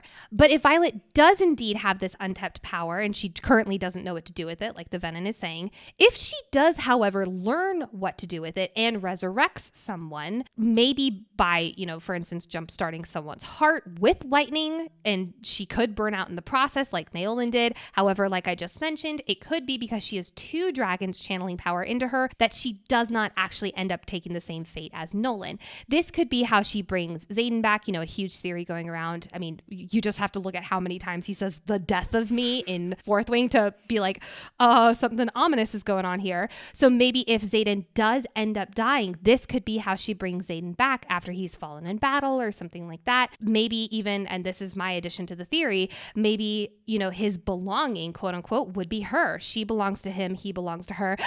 Romance. But Tina also goes on to point out that this untapped power could be how Violet stops herself from dying, and she might be able to wield more power than anyone else ever has without burning out. There's so much here. I do want to go back to stopping herself from dying, though. The fable story mentions that the brother had to pay the ultimate price, quote unquote, in order to command the sky to surrender its greatest power. Maybe that means he died, this third brother, but Violet won't because she has this incredible amount of power. There's so much here. I'm going to link both part 1 and part 2 of these TikToks in the show notes. So that is the resurrection theory that we are working with here. Here are, however, my personal thoughts on this theory. I think that it has a lot of weight to it. The amount of times that we hear you have to burn all their belongings, all of that kind of stuff. I don't know if it's an accident. I don't know if it's just part of the world building. That's kind of how I took it at beginning. That's my personal belief, but yes. I do think that is the way I'm leaning more, but I like the idea that Violet would be able to resurrect Xaden because, again, the death of me count, it's super ominous. I have a terrifying thought and feeling that he might not make it out of this series alive, or at least he might die at some point and possibly be resurrected by Violet in this way. For me, the resurrection part of this theory, I could totally see it. Violet is incredibly powerful. She bonds 2 dragons. She has all these things. I've gone into it a million times in this podcast. I won't go into it here. It's more the belongings part where I'm like, I'm not entirely sold on that yet. Do I think that that's what the venin is referring here, however? I'm leaning towards no personally. I think that the venin is referring to how powerful Violet is. The signet reflects who you are at your core. Violet wields fucking lightning, and that is a direct reflection of her crackling power that this girl holds on to. Could that be resurrection? Possibly. I like the idea of lightninging someone's heart back. I don't think that's out of the question, but I also think it's a reflection more of how much she has within her. Andarna hasn't started channeling into her a second signet yet. So that could be the untapped power that this venin is referring to. So in conclusion, I personally do not think resurrection is directly tied to what the venin is referring to here. Do I think it is out of the question in this world? I do not think it's out of the question. And this is definitely one of the theories that you and I are very, very aligned on. We are so much on the same page when it comes to this. I agree that the impossibility of resurrection is hinted at so often that it makes it actually possible. But similar to you, as much as I understand the reasoning and the creativity behind this theory, I don't believe that their belongings are tied to this concept of resurrection. I believe that we might see resurrection for Violet with her lightning, like what you were just saying. Even later on in the stretch of chapters, there is a description about jolting her heart back. So that might just be like a nice little nod to her future capability of knowing how to jolt someone's heart literally back to life. Or, you know, resurrection could be part of her second signet, which I personally do believe will be equivalent to the sun's quote unquote life-giving energy, sort of like the opposite of what venin do. Or it's simply the fact that, you know, Brennan is now alive, and it's very likely Naoline did essentially resurrect him. And these hints all throughout the book that it's impossible are proven wrong simply at the end of this book. And that's that when it comes to resurrection. I hope we did that theory justice, everyone. It's a really well done video. Please go watch it in the show notes. And then this chatterbox venin. She's like that villain at the end of a movie who lays out their whole plans. Well, actually, no, I wish that was the case, but she definitely gives more information than anyone else of the venin. So she goes on to say that she'll let him, the sage, kill Violet. Again, we have to bring this back to, is this the venin by the clock tower or someone else pulling the strings here? I do not think the clock tower man is the sage. I'm pretty firmly in that camp. I'm leaning towards staff man being more like a general. Just the way that she's talking, it doesn't sound like he's present. That's kind of my understanding too. And I know we've talked even in this episode right here, referring to him possibly as a sage. I think that he is definitely the one in charge here, but that does not necessarily make him the sage. We're kind of referring to him as a sage for more simplicity's sake, but we shouldn't be doing that because we don't think that he is actually the sage here. I just can't wait to learn more about the sage being a teacher and how venin school works. Like, you know, maybe it's like Hogwarts when Voldemort takes over. Right? Their 7th year, and it's like Crucio is just like how they do punishment, and this is like how the dark wielders do it.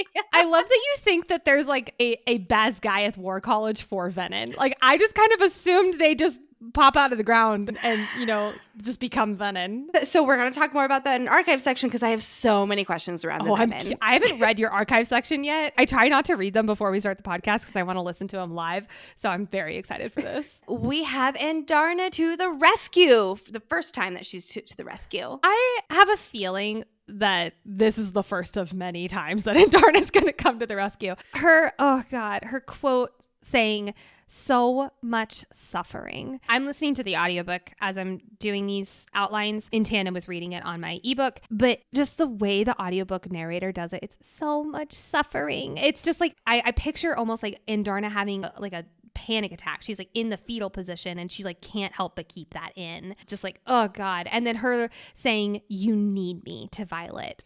Oh my God, I love it so much. I can't wait to see these two blossom. I'm so fucking excited. Again, it brings me back to the question though, is Andarna's voice going to change in Iron Flame and going forward? I need to know. That's the question you're asking? Oh gosh, move aside. Jeez. Like it's so cool. Like when Andarna does freeze time, I love how Violet uses this freeze of time to move the lightning bolt right to the venin. It's just such a clear visual in that writing. This makes me so excited for whenever we do get the TV adaptation. First of all, I cannot wait to see Liam and Xaden in battle. Like they better have their exact moves in that battle sequence. Back to Violet. Again, we were saying how much more magic there is in this stretch of chapters and how exciting that is. How the magic works within Violet, sizzling her with all that energy and electric power coursing through her. She is just so badass. I love her. I love her so much. So it dawned on me on this read, this stretch of chapters, as Andarna stops time these 2 times, I think that this is the last time we're going to see her stop time, which is like kind of bittersweet. You know, we learn that Andarna's gift, or at least her, baby gift, is gone in Xaden's POV at the end. She will get a new gift as she turns into an adult dragon. And I'm assuming that means a teenage dragon as well. But also she will be channeling a new signet, or at least we are highly assuming she will be channeling a new signet into Violet. We don't have this confirmed. I think it's just it's confirmed. It's at least confirmed in my head. Lex and I are in agreement that we do not think her second signet is going to have anything to do with time. I do think it's going to have something entirely new magic-wise that is going to be introduced in our story. So I guess bye to time manipulation, but boy, oh boy, did it go out with a bang. I'll add in here that you and I are actually very much in the minority here, that Violet's second signet does not have to do with time. True. We did a Fourth Wing survey, and 67% of our survey respondents do believe that her second signet has to do with time. We are definitely in the minority there, but for these reasons, I think that we got time, stopping time, anything to do with time here in the first book. We got confirmation that gift is gone, and now it will form into something new, different. Nature likes all things in balance. We are going to do a deep dive into theorizing about what Violet's second signet is in next week's final Fourth Wing episode before we jump right into Iron Flame. And then when Xaden kills the last of the venin in like the most badass way we've seen in this battle, second to most badass way. I do think that Liam's was absolutely incredible. Violet succumbs to her poisoned wound and slides off Terran's back, and she thinks, I think I might die today. This is in such stark contrast with the rest of the book where she faces, whenever she's facing danger, her mantra is, I will not die today, which she actually gets from Mira. And I just think that's such beautiful mirror imaging here I think this is the second to last chapter. The opening is, I think I might die today. Yep. She's lost her mental connection to her dragons, but don't worry, it does come back when she wakes a few days later. People do wonder why she lost that connection. Did she lose it because she did have a mini burnout from wielding all that power? Our understanding, however, is that it was primarily due to the poison the venin had on the dagger that halts her magical ability. And the way that it's confirmed is it says, quote, but what poison could paralyze me not only physically but magically? I was always in the camp that it was fatigue and mini burnout until I read that line again, and I was like, oh, wait, never mind, that's it. Andarna catching her. So this is the second time Andarna stops time, and it is written so beautifully. I just imagine little Andarna flying up and just bear hugging, Violet, and she can't keep her up that long, because it's Andarna. She doesn't have the strength, but just how she literally did whatever she could to save Violet just breaks my heart. And how Xaden is just so desperate for her to survive. Of course he is, but how he repeats that she has to live, that he'll take care of her. Oh, we love you, Xaden. Oh my gosh. And her being this just kills me. Her being well, duh, he wants me to live. I'm integral to his survival. Come on, Violet. That's not it. It's not. I mean, I know all of her trust in him is just gone. But still, that little line, I was like, that's not it. It's not it. I promise. Before we wrap up with the Battle of Resin, I want to bring up the number of venin, because with this battle going on, it's really confusing how many venin there are. And I'm sorry, we don't have a concrete answer because it is that confusing. Here is what we've come up with. So we know that there were 4 venin to begin with, including the one with the staff focused on the clock tower. But then there are at least 3 venin riders, 2 of whom are wearing something different from these 4 with the purple robes. One who's wearing flight gear, and then another one is described as having long blue robes. So we know at least 2 of those 3 venin riders are different than the initial 4. When we think about how many of them were killed, let's go through this. Violet kills 2 of the venin riders. Bodhi gets 1. Liam gets 1. Xaden gets 1. And we don't know what happened to the venin with the staff. If he survived, then that would equal 6. If he ended up being one of the venin riders, then he would count as part of that 5, and he was killed there. It was bothering me so much. So I went to Reddit. Reddit helped me in the fact that it is still ambiguous, right? So the general consensus was that there were 5 total venin. Reliably underscore unreliable 7 took detailed notes and based on how many venin are killed concludes that there are 5 total venin. Yonce My Name and Funkwork agree with this, as well as Hypernova-J, who also says there's 5, but that's all assuming that the staff guy was among those who were killed. You know, like we're wondering, like, because when Violet is saying that there's only one left to Xaden and then Xaden kills that last one, that is us assuming that it was the staff venin because he was the only one left. But it's unclear if he was actually a rider. That's where it gets so confusing, is that these venin are described as both being on the ground and then being riders. So are they different venin, or is it the same venin who are now jumping on wyverns' backs who are still wearing those flowing purple robes? So after you brought this to my attention, I went back and reread this entire section, and I also counted 7 venin. The 4 that Liam initially sees, and he describes as those 4 all having purple robes. So just based off of clothing alone actually is how I got the 7. Then one of the venin that is described later is described as having blue robes. And then we get one that's described as having similar flight gear to the ones that the Navarian riders have.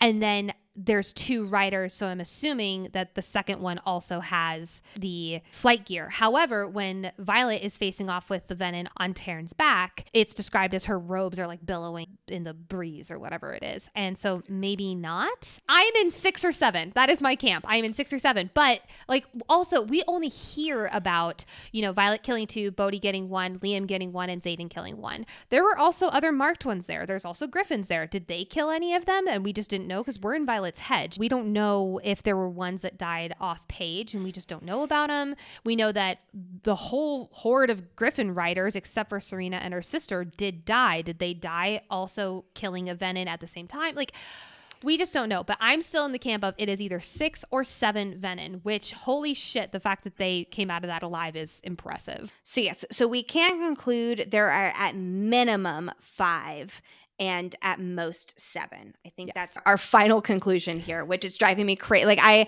read that, so it was giving me a headache trying to figure that out. I wish I had a more concrete answer. I do think it's on purpose though. Like we're supposed to feel really disoriented reading this section. And I do think that kind of is on purpose of like, where are all these fucking venin coming from? Like I couldn't even count the wyvern. I tried to and failed miserably within the first like half a sentence. So I think it is supposed to be very disorienting for us as readers. It's the end of the battle. Violet is not doing so hot. And when Xaden and crew are figuring out what to do about Violet dying, it's important to note that Imogen insists that they go back to Besgaeth so Nolan can try and mend her. We talked about this at the very top of the episode. What are they going to do with graduation? Not only with graduation, but Xaden chose to abandon his post as wing leader. And what, are they just going to go back to Besgaeth? No, we don't know that. So after all of that, with Xaden abandoning his command, the first thought is still to go back to Besgaeth and get help. And the only reason they don't is because Besgaeth is just too far away, which it's approximately 12 hours. This is the main reason why I'm so teeter-tottering about like, can they go back? Because if no one was like, Imogen, we can't go back, or can we even go back to Besgaeth? Imogen, the fact that wasn't even a question for them makes me think that maybe that's just not even going to be a question moving forward. Because also, like, we know that Violet goes back to Besgaeth. We got that in the Iron Flame excerpt on the Today Show. Wouldn't she be in the same camp as the other marked ones? I don't know. It's driving me fucking crazy. It's actually driving me crazy. Yeah, we will go full into that speculations in the next episode. Yeah. Now, okay, so in chapter 38, there's a lot of mystery around where they're talking about. Nicole, what were your thoughts when you were first reading about this mysterious place that would put everything at risk? So I think I mentioned this in the intro episode, actually. So way long ago callback. At least it feels like that to me. It feels like we've been doing this 4 years right now. But when I'm reading something for the first time, I'm not really thinking. I'm just like, I'm just letting the story wash over me. So I truly do not remember having any thoughts. I just remember like kind of letting the river take me as we were going. I was also fucking horrified by everything I had just read. So I was pretty blank from that. I do, however, remember sitting on my porch in utter stillness for like the last hour of the book. I've mentioned on the podcast, whenever I'm reading or listening at least to the audiobook, I'm also coloring on my iPad at the same time. And I'm pretty sure I just like froze, like Apple Pen in midair, just like could not even focus on like moving my hand. And actually around this time, Brett, my husband, came outside to like say something to me, and I was like, shh. And he was like, I'm sorry. And like went back inside. He knows now better not to disturb me when I'm in my last hour of my books. Yeah, I think I was just along for the ride as well.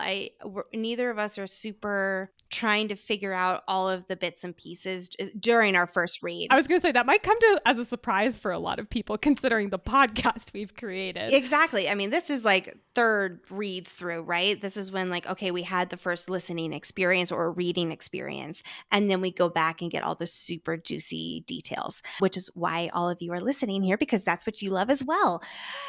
Oh, speaking of love, I love how Garrick and Bodhi support their best friend, even though they're a little apprehensive, at least at first, of Xaden's decision to take Violet, quote unquote, to him, who we later learn is Brennan. Oh, it's so exciting, but we're not there yet in the story. It's funny that you loved this section. I was furious with Garrick and Bodhi because I was like, how dare you not immediately hop on board? Because they're kind of like, are you sure, man? Like, we can put everything at stake. His girl is dying. Let him save her. And I love that Taryn just like roars at them.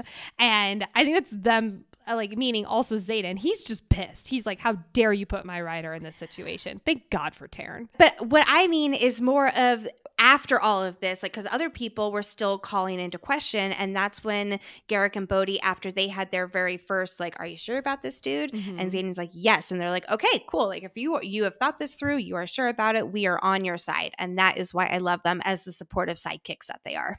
Super fair. I find it notable how Violet, in her close to death haze, thinks, quote, I didn't even realize Dane took my memories and used them against me. Everybody. That was plural. She was saying plural memories. Did you get that? Which I think this is priming us that, yes, she now knows that's how he cupped her face all the time. When he was cupping her face, which we've talked so much about, that means that he was taking her memories. She's not talking about one specific memory that we already know about. She, in her heart of hearts, knows that it was happening all the time. And in other words, she's thinking, God fucking damn it, Dane. I just want to send Violet a gift basket with all of our God fucking damn it, Dane merchandise. And just like, here you go. Here's everything you can rep for the rest of the time at Bez Gaia. Drink out of a God fucking damn it, Dane mug at the calf, you know? She'd love it more than anyone. I am curious about this flying situation, however, though, because they're flying to this mystery location, which we now know is on a reread is Eratia. But how is she flying? Is she flying on Sigale in Xaden's arms? Like, how did he hold on to Sigale if he's also holding Violet? Was Sigale totally willing to let another rider ride her? Because we know from, Xaden attempting to put a saddle on Taryn, he fucking freaked out. Or did she get strapped into Taryn? Like, I find this kind of unlikely because I just see Violet, strapped into Taryn on the side, like roped onto her giant dragon. Or did he hold her in his claw? Now, in Xaden's POV, he says the black tendrils that discolored her veins during flight. So I'm assuming that it was him holding her. But again, how did he then hold on to Sigale? I had not thought about this. This is so interesting. So I'm going to go with the idea that it was actually on Taryn's back. And this was one instance that Xaden was allowed to ride Taryn. Now, remember, back when he was originally wanting to test ride the saddle, Darren said, like, over my dead body or something to that effect. I think that in this instance, he would literally be one big dead dragon if he does not allow Xaden to help with this. Yeah, because Xaden had to be holding her, because otherwise I was going to say maybe Taryn used his powers to bind her to him, or maybe Sigale did as well if she was on Sigale. But I really do think that Taryn is being super protective dad right here. So I think he would have, again, in this one very, very specific outlier instance, to let Xaden ride on his back only because it was actually going to save his rider. That makes a lot of sense. I didn't even think about Xaden riding on Taryn. That makes sense to me. As they are walking into Eratia, however, there was this big moment that stood out to me. So Imogen asks Xaden if he's sure about this, meaning taking her to Brennan and taking her into Erasia. Garrett says, stop asking him that. He's made his decision. And then, quote, it's a bad one, another man retorts. We learned that this man's name is Kieran. And I swear, am I going to start singing God fucking damn it, Kieran, at this guy who I barely know who he is? Because I'm gonna. But I have a bad feeling about this guy in the next book, considering that he's challenging Xaden already. This could be total speculation, but I have a feeling that he might be someone on the rebellion side that we are apprehensive about. And who knows, that could be our new segment, is God fucking damn it, Kieran. It doesn't have quite the same ring to it, does it? Doesn't. I honestly just read him a little bit at face value, where it's like, oh, it's just another member of the squad. Because remember, there are a lot of people on the squad that Violet doesn't even know their names. She just knows that they're marked ones. So I just assumed that it was somebody along those lines. But maybe he is there is a little bit of that revolution tension there with him later on. And then we get the first hint of Brennan. Xaden, a familiar voice calls out. So we can assume in this moment that they've flown to Erasia and Xaden is just coming in hot. And Violet, in her I'm almost dead haze, thinks so many strangers and no friends.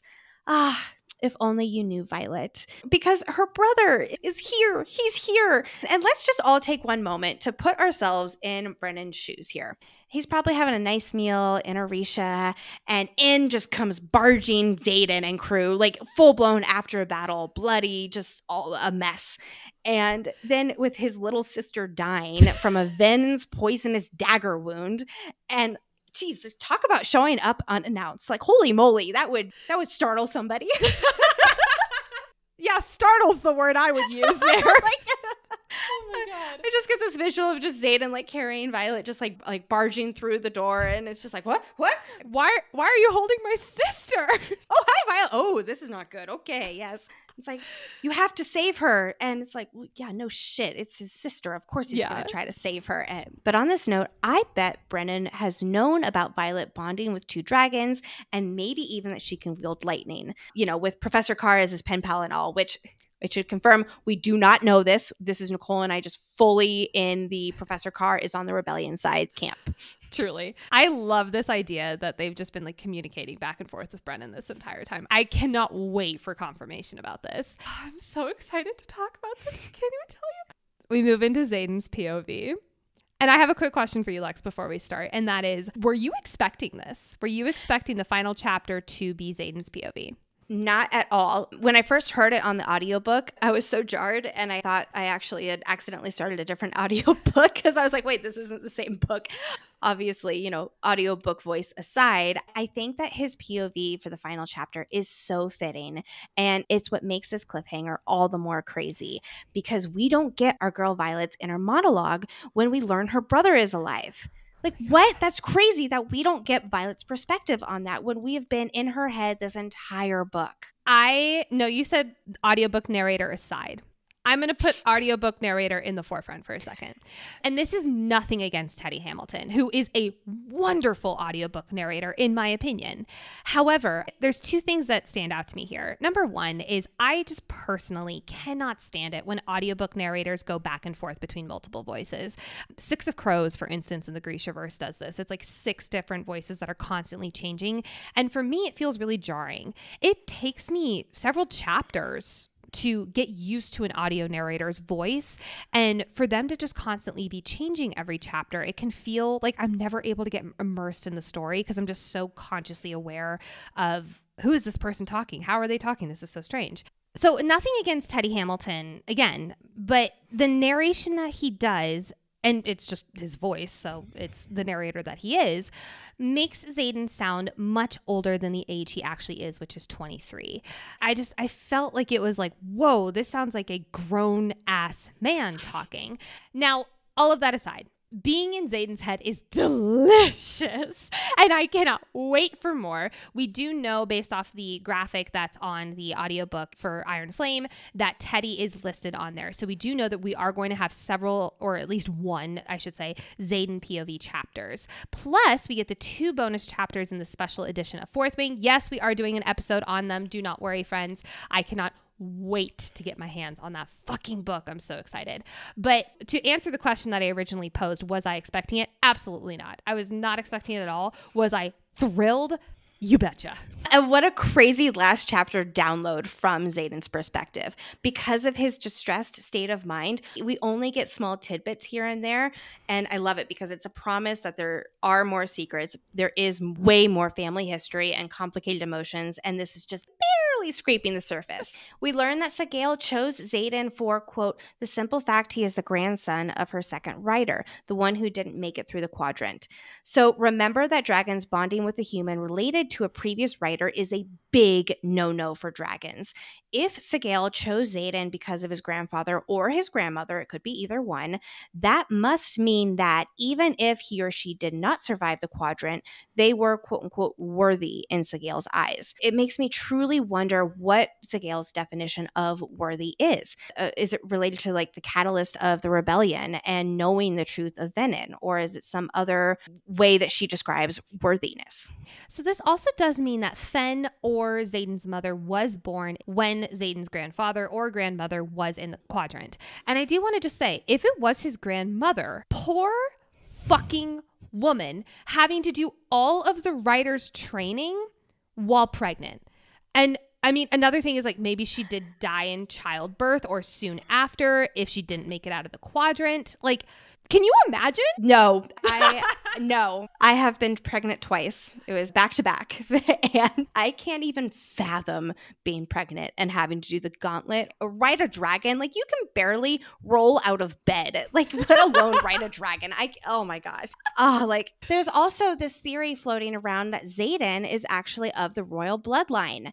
We know from Xaden's formation speech that King Tari's second son died during threshing, and we know that Sigale's previous writer never made it out of the quadrant.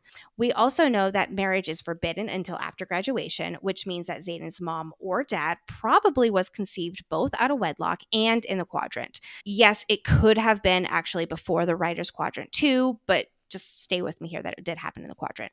So what if King Tari's son and Xaden's grandmother got together and had one of Xaden's parents? There's a lot more to this theory, and again, always a few variations of it. Hey, I'll put this in the entirely possible theory category.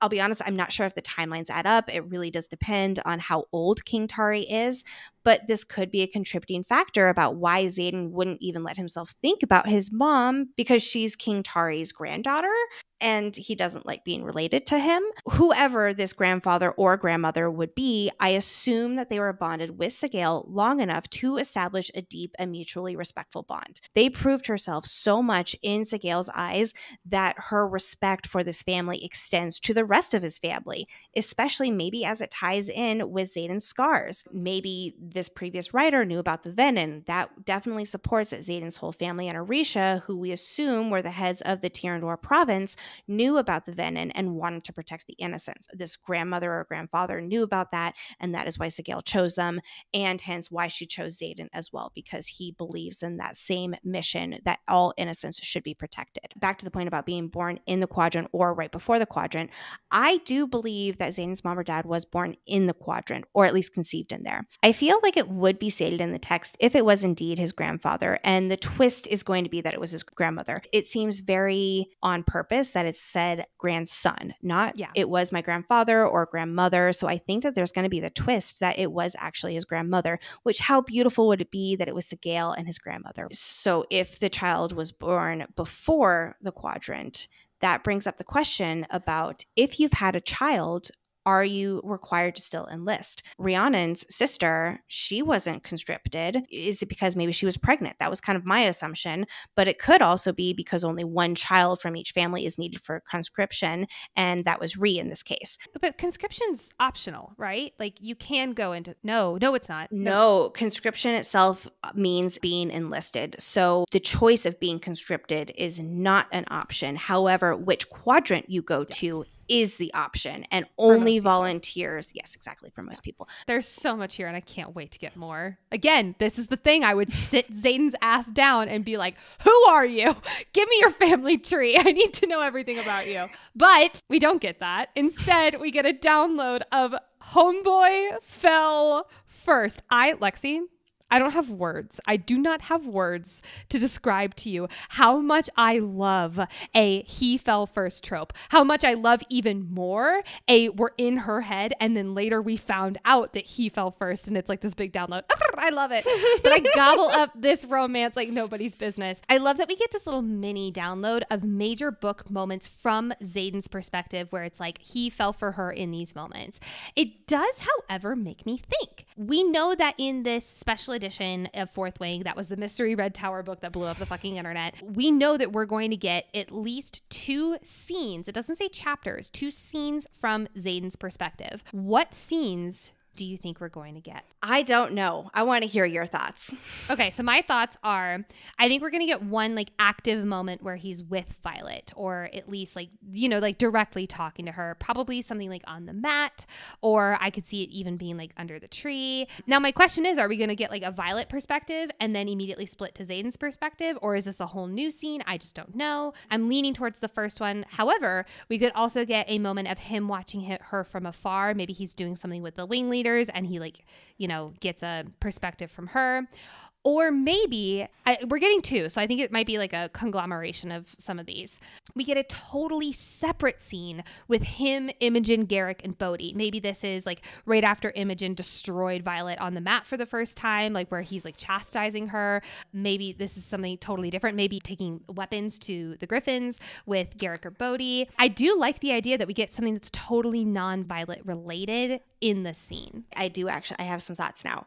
I think that it's not going to be a flashback. I think that it's going to be, you know, in congruency with our current story. Oh, yeah. But I definitely think that there's going to be at least one of them specifically with Garrick and Bodhi. Later in this chapter, Xaden says, I love her. Of course I love her. But if I tell her now, she'll think I'm saying it for the wrong reasons. I agree with you, Xaden. Good job. But do you think we're going to get an I love you from Xaden's perspective in Iron Flame? Yes, definitely. Oh, you just looked at me like I had 5 heads. I think that because he wants to tell her in this moment, but he knows that he would be telling her kind of for the wrong reasons, trying to convince her. And so I think it's going to take a little while for him to navigate to that. But I do think that he is going to say it sooner than we might think because he's trying to win her back here. And so when the opportunity arises, then he will, as soon as he can. I do not have words to say how excited I am for that scene. I truly do not. I'm normally not someone who loves I love you in books. I love how it's said in a fictional male character way, but this is one I'm very excited for. Now, oh my God, I have been waiting to talk about this. In this Xaden's POV scene, we get a major alarm moment. Oh, I'm so excited. He says, quote, sleep is where I hear her heartbreaking scream, hear her cry that Liam is dead, hear her call me a fucking traitor over and over. So you might be asking, like I did, when does she call him a fucking traitor? What a good question, listener. I agree. In chapter 35, here is the sequence. Quote, I know what you're thinking. Xaden says in that deceptively soft voice of his, and there's a flicker of fear in those onyx eyes. You have no idea what I'm thinking. And in her monologue, fucking traitor. Note, she calls him this traitor in her head, and it is not italicized. Every time they speak mind to mind, it is italicized. Same with Taryn, same with Andarna, same with Sigale. And this is the only time I searched my ebook high and low, friends. This is the only time she uses those exact words. This is the only time she uses the word traitor, full stop. So it is also notable that around these words, he says, quote, I know what you're thinking. If that's not intrinsic, I don't know what is. I have no words. Well, I do. I'm going to keep going. I know you do. When I realized this, like the Xaden is an intrinsic theory is so locked in my head. Now, this does beg the question, though. If he did get the intrinsic gift from Coda when Coda gave him the rebellion relic 6 years ago. So whenever dragons give, a relic, that is also them being able to channel a signet into a rider. My understanding is that Xaden got this relic, and then maybe that is when 6 years ago he begun getting the intrinsic signet, which means he's had 6 years to master the signet instead of 3 like his shadows. It also means that that he was not under the watchful eye of Besgaeth or someone like Professor Carr who would just like snap his neck. I also believe that even if Xaden is an intrinsic, I really do not think it is widely known around the rebellion. Like, he might be the only one who knows. Maybe Imogen, Garrick, and Bodhi, possibly. I am so convinced. It is not even funny how fucking convinced I am that Xaden is an intrinsic. So I want to back up just a tiny bit here, rewind. I'm in the camp that if they do have second signets, it would have been activated after they bond with their dragons. And when you first said that it would have been 6 years ago, I totally understand the perspective on that. But I thought we were interpreting it the same way. Well, I could see that he got the relic from Coda, but then he doesn't get the channeling power until Sigale, but then she channels into both relics, both his dragon relic on her back and his, I keep pointing it to my arm, and his relic on his neck from Coda. So maybe it could be that way, but she didn't give him that relic. Correct. Maybe it's just dragon relic in general, and then she channels into him. It could be that he's only had 3 years to master both of these. However, in my headcanon, him having an extra 3 years and not being under the watchful eyes of Besgaeth, I do think that Xaden's very well versed in being secretive. I don't think he would have been like Jeremiah, who's just like, I know all your thoughts and I'm going to say them out loud in the courtyard. I do think he'd be a lot more subtle about it. And maybe even Sigale, like maybe she figured out a way to like give him that power when he was in a much more private location.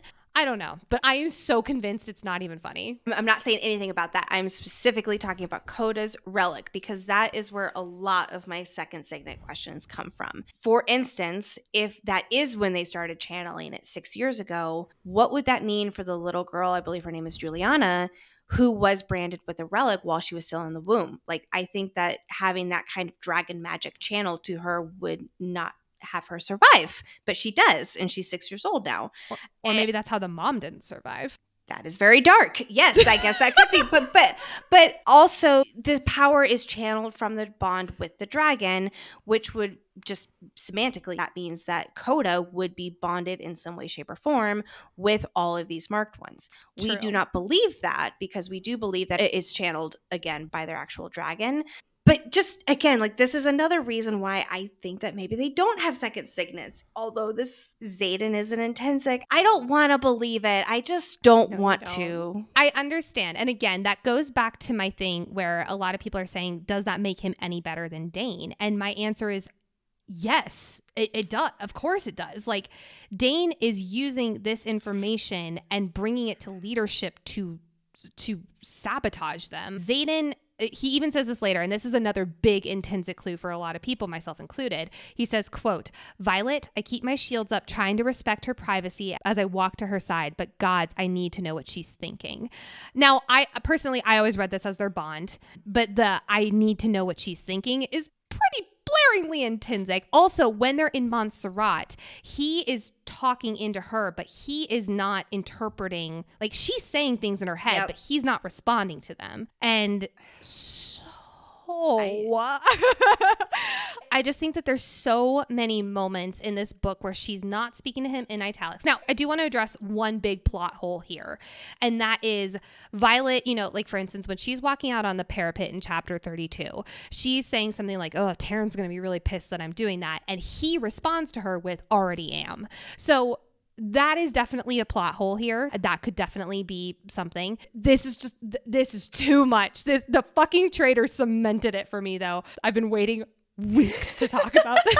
We're gonna need to figure out before our next episode what our bets are. We're gonna have to go boom, boom, boom, boom, boom through them. Moving away from the Xaden is intrinsic, which I'm not done with, friends. This episode I'm done, but you will hear from me again about this, I swear.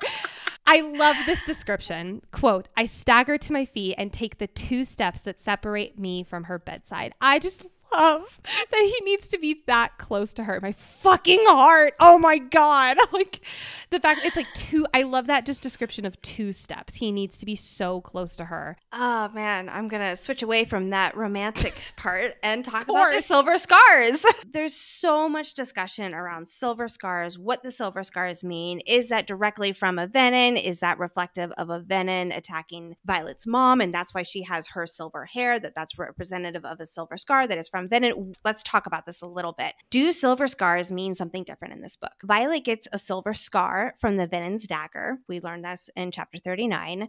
We know that Xaden has the 107 silver scars on his back. And we've speculated if these are silver because of the weapon that was used, whatever created these silver scars.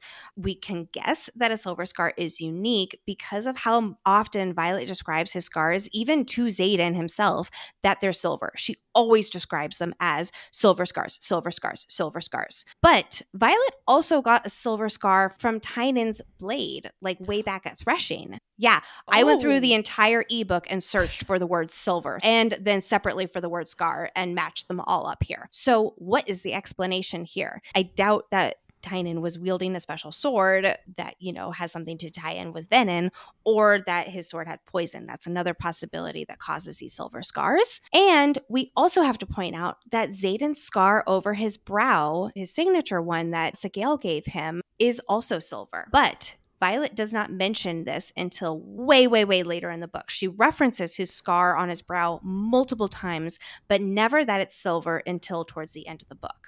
Nobody else's scars are described as silver. That's not to say they aren't, but it's notable that it's not described that way. For instance, we have Dane's jaw scar. It's not said to be silver. Mira's new scar from the Griffin attack. No description of silver. Even Garrick, who got his new scar from the venin battle, there's no description of it being silver. The only similarity with silver scars here is Xaden and Violet, which would be very weird if it was only them with silver scars. So another possibility here is that it's simply more descriptive when talking about these two, obviously being from Violet's perspective, and all scars are silver, and it's just specified when it's discussing those two. Again, I'm going back to Xaden's 107 scars. The way that Violet says and thinks silver scars almost every single time she references his back scars makes me think that it's something unique. I don't have any answers here, but I just needed to lay that all out because there are some inconsistencies with scars and essentially what color they are.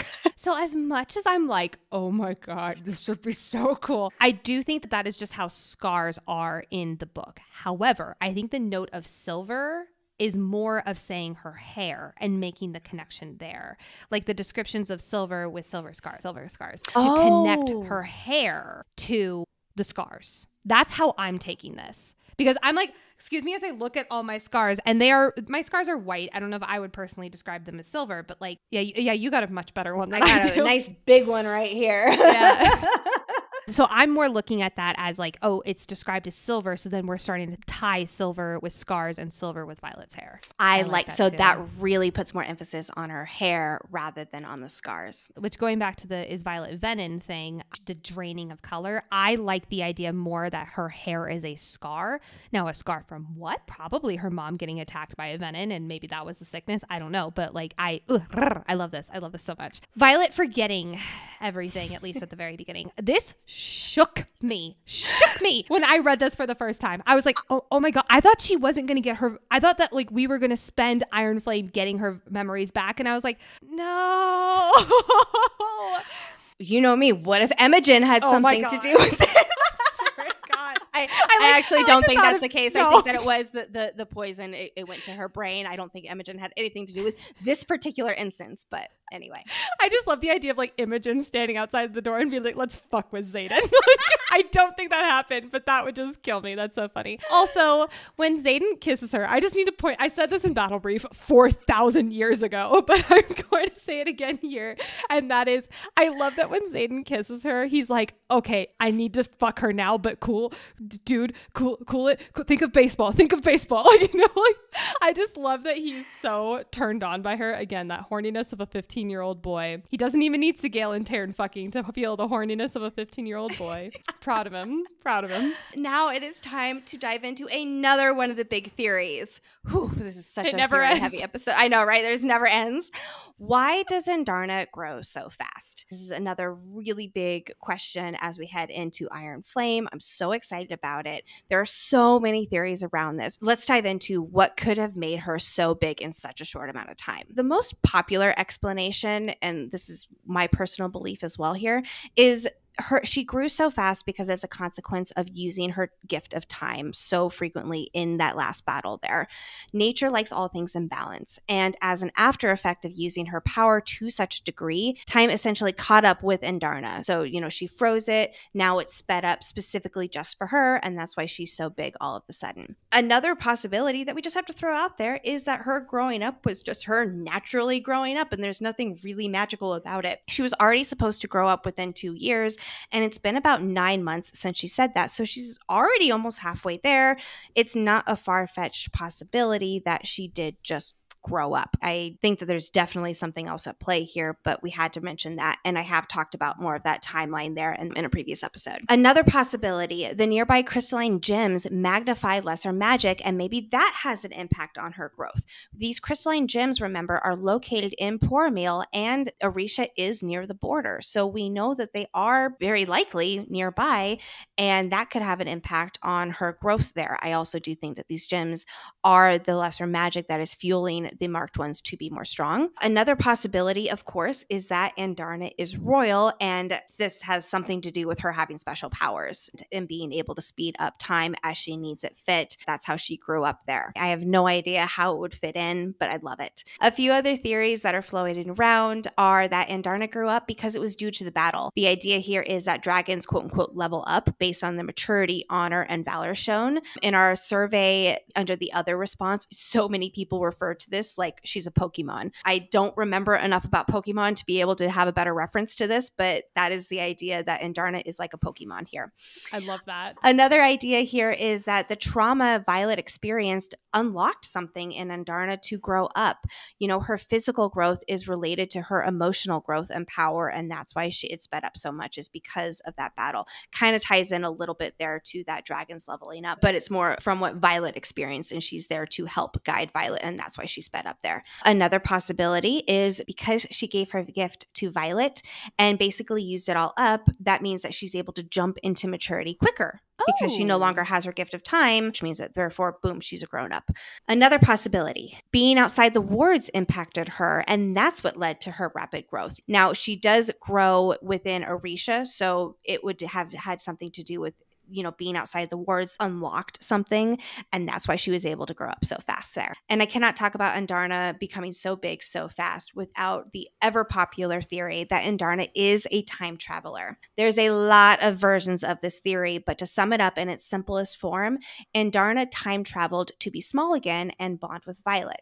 Now she is big again, but it's the first time she's big for everyone in our story. But it's like she's going back to being big. She traveled back in time to be small. Now she's big again. A lot of readers hope that she will turn back time to save Liam, or that she will pass this time traveling ability on to Violet as her second signet. Some people believe Sigale and Taryn are actually her real parents, but they don't know that she's their baby because it hasn't happened yet. I'm not sure quite how that works with the time travel timeline, to be honest. I couldn't find one theory source to fully lay out this Andarna is a time traveler like so many of our other theories. So I'm kind of just taking a few bits and pieces here from a lot of different possibilities and what I've heard. Like I said earlier, I personally do think that it was a consequence of her using her power so much, and we got the gift of time in book 1. We know that she no longer has that power, so I would be absolutely shocked, and not necessarily in a good way, if she was a time traveler and that was suddenly a big element to the story. Remember, nature likes all things in balance, and that's why I really do believe that time, because it froze, it is now speeding up for Andarna faster than it should have. Damn. Yeah. I hadn't really thought about it in that way, but I could definitely see it. I always thought that it was just she used up so much of her power, and then it just kind of sped things along for her, crystallized gems, all that kind of stuff. But I love the idea that she that the nature likes all things in balance. Oh, that's good. So we get this download from Violet, mini download from Violet that says, quote, Orisha was burned to the ground. I've seen those drawings too. The ones the scribes brought back for the public notices. My mother told me she saw the embers with her own eyes. If you have not listened to the audiobook sample from Apple Books, skip ahead 1.5 minutes.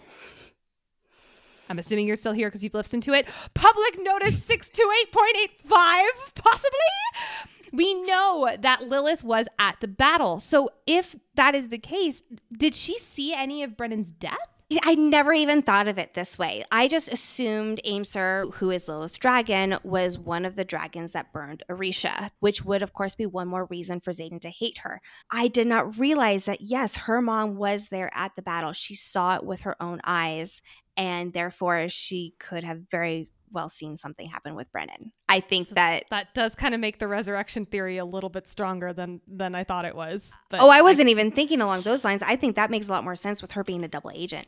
Oh, okay. But I also think that her dragon was one of the ones who burned Orisha. So yeah, that's definitely quite the double agent. I mean, I could see Lilith. Yes. I could see that. I definitely could see that.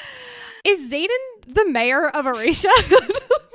Because he says, quote, which is also the reason this place is still technically mine. So I'm assuming he means the castle, a castle for royalty, perhaps, calling that back. I'm not in support that the Xaden is royal theory, but it does support it. It does support that. But I just think that's so funny that he's like, he technically owns the castle in Orisha. Yeah, I mean, it's his room, it's his home. And so I understand it as his dad was something to the effect of a duke, or at the very minimum, the head of Tyrrendor, because Orisha is its capital. So I don't know why we have so many Game of Thrones references in this episode. We always have at least a few, but this one is quite littered with Game of Thrones. So Xaden is like the Starks in Winterfell who rule the North, but then he answers to, or is supposed to answer, to the king in King's Landing. That makes sense to me. Yeah, so that's, because they are the rulers of the capital of that province. Violet does not take a note out of Nicole's book. Instead, the first question that she asks Xaden when he's kind of like, I'll answer anything. Like, ask away. I'm an open book. And she's like, is Liam really dead? Which is just gut-wrenching. It's horrible. I would be like, sit down, motherfucker. I'm grilling you for an hour. But Xaden takes out this palm-sized Andarna that Liam was working on. This is a callback to earlier in the book when Liam said that he would have started with Andarna, but he wasn't around her enough, so he started with Taryn instead. Now, you could say that because he was, quote, still working on Andarna, this could be considered one of his belongings, but they did lay him to rest. So going back to that resurrection theory, again, I'm not necessarily in the camp about the belongings and all that kind of stuff, but if it was true, could this be considered one of his belongings that they would use to resurrect? I do not think so. Number one, it's 3 days later. I don't think resurrection is possible in that amount of time. Just stuff happens to your body at that amount of time.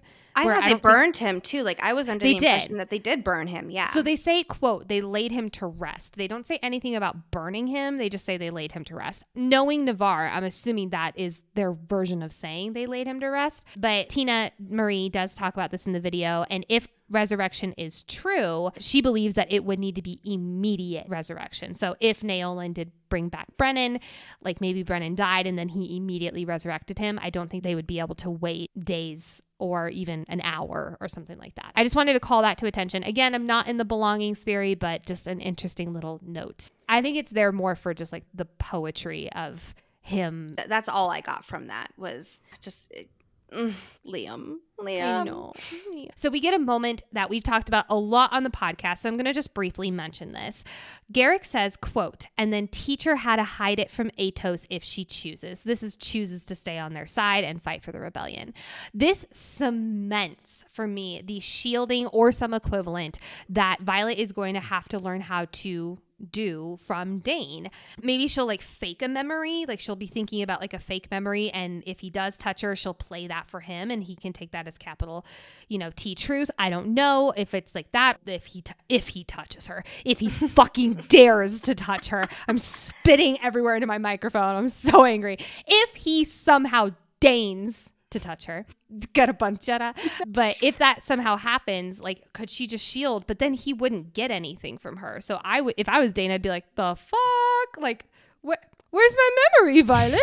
Like, I don't know how that's going to work, but that to me cements that there's going to be some way of shielding from Dane. You know what I'm going to say. I know what you're going to say. I'm still convinced that Imogen and her mind-wiping abilities will play some role. You do not have that signet and not use it. I'm sorry. I think it's going to play a role in our story to some degree. And not against the person who can read memories. Like, I don't know. Come on. This is how I feel with the Xaden isn't intrinsic. This is how I put this. That's payback. So again, I agree. Shielding comes first, absolutely, to this point about teaching her to hide it, being everything she knows from Atos, from Dane, to shield. But we have to have a safety net, everybody. We have to have a safety net, and that is Imogen's mind-wiping ability. I agree with you that it's the safety net. I will concede that it is absolutely the safety net. I do not think it is going to be the go-to. And now I'm going back on everything I just said. It is way too convenient of a signet to not be used to some degree in our story. I think it is going to be used 100% in our story. I do not think it's going to be used against Violet. I refuse. I just refuse. Now, but to your point a few episodes ago, that if she wipes the memory, but the knowledge is still there, that makes sense to me. That's fine. Or let's just say, for instance, that she has the memory, that she keeps the memory of going to Orisha, but they very strategically take out the parts about Brennan, or that it's being rebuilt. And again, I'm talking about very strategic, taking memories away. And we don't know how it works with Imogen's Signet. I know that. Like, it would be cool if she could manipulate memories and like alter them, you know? I don't think she can. But maybe. Yeah. And so that's what I mean, is that it's not wiping the whole thing away. It's not wiping this whole battle away and then we don't know anything about it. That would be bad storytelling.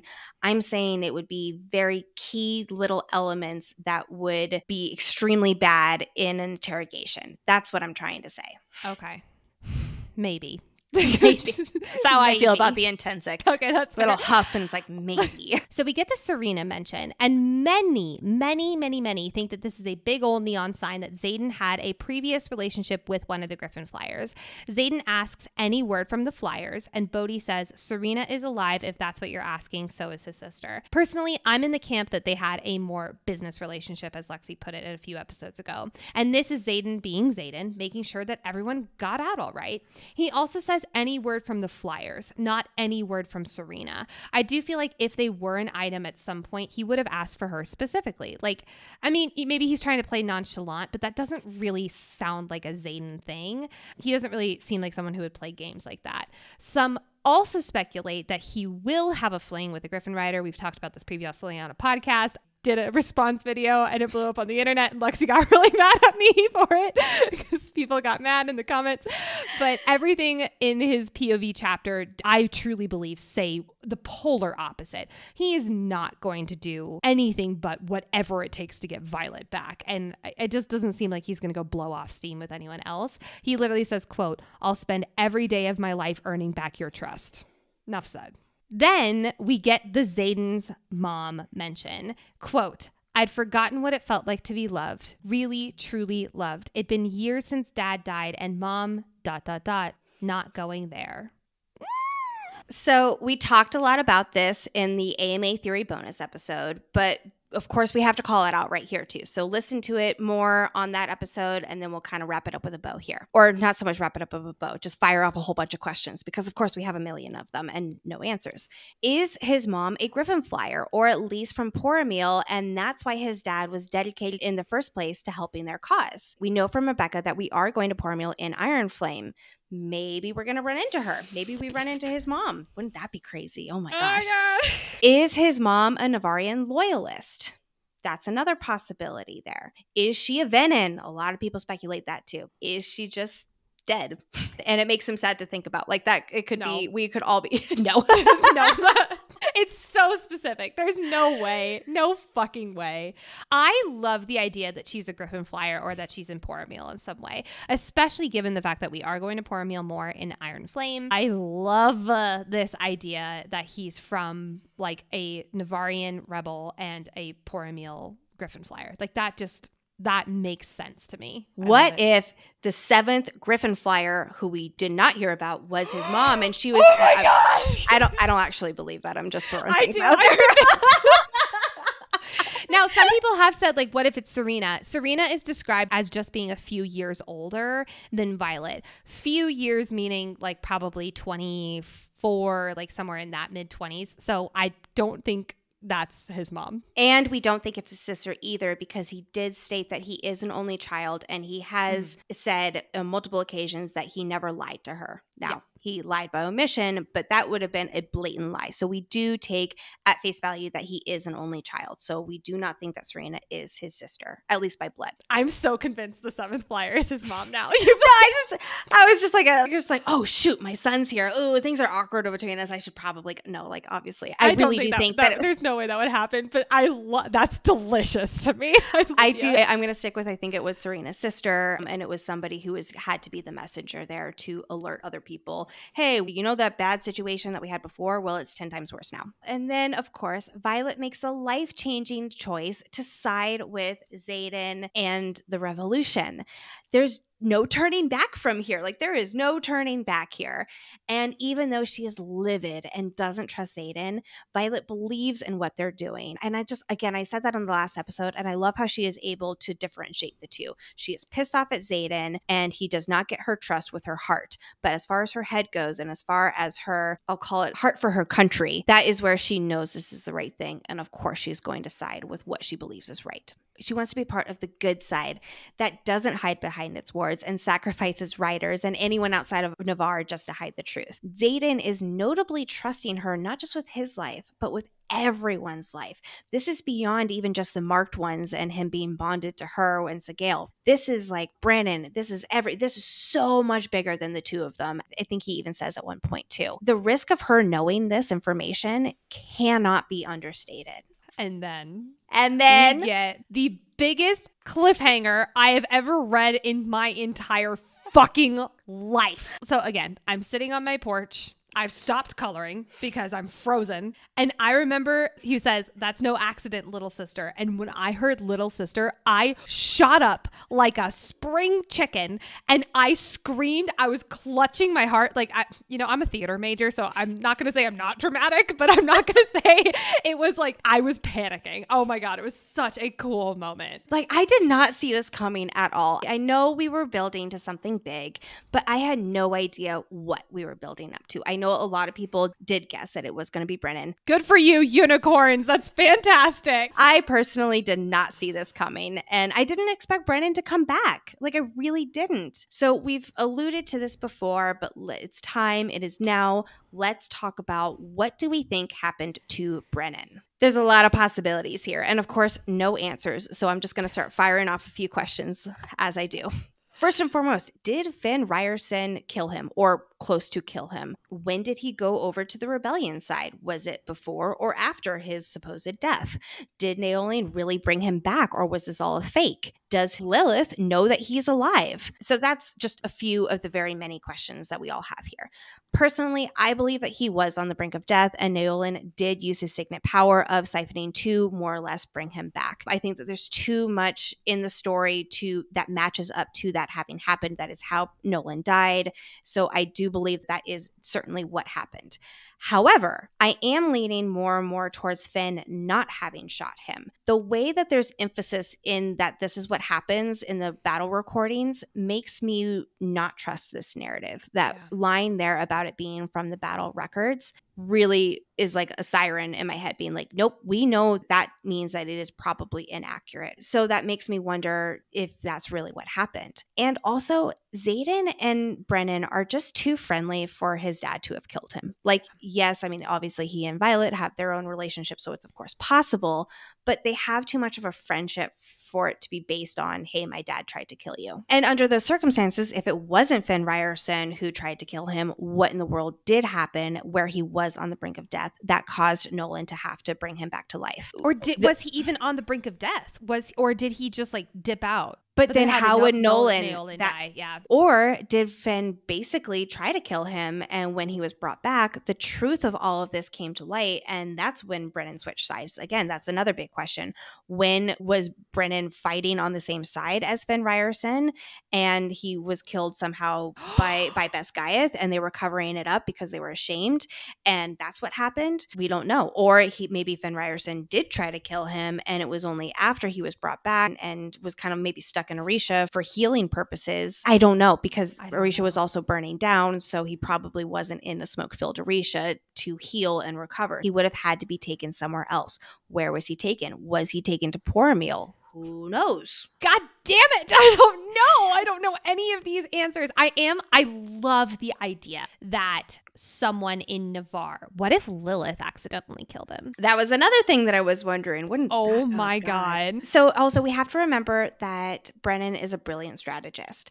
So I feel like he would not follow just blindly military orders or swallow the Navarrian propaganda. He wouldn't drink the Kool-Aid in the same way that Mira does. He is just described as so intelligent and such a unique thinker that I don't think that he would just be a follower in that way. So if he was this thinker, I feel like the truth of the reason behind the rebellion came to light and it made sense to him. Or maybe he experienced something with a venin that made him know that they exist. Like, for instance, when his mom was attacked by one when she was pregnant with Violet, he wouldn't have been old enough to mend her yet. He didn't have his abilities then, but he was old enough to know what was going on. We can guess that he was probably about 10 years old or so. So maybe that's what planted the seed in the truth of the knowledge. And then when he saw everything coming to light with the rebellion, again, I'm just spitballing here. I know, but your spitballs are so good. Your spitballs are so good. So there's so many theories surrounding this, but just got to ask these questions because there's so many different avenues we can go down. I love it. I love it. I love it. I love it. And then we get the last line of the book. Welcome to the revolution, Violet.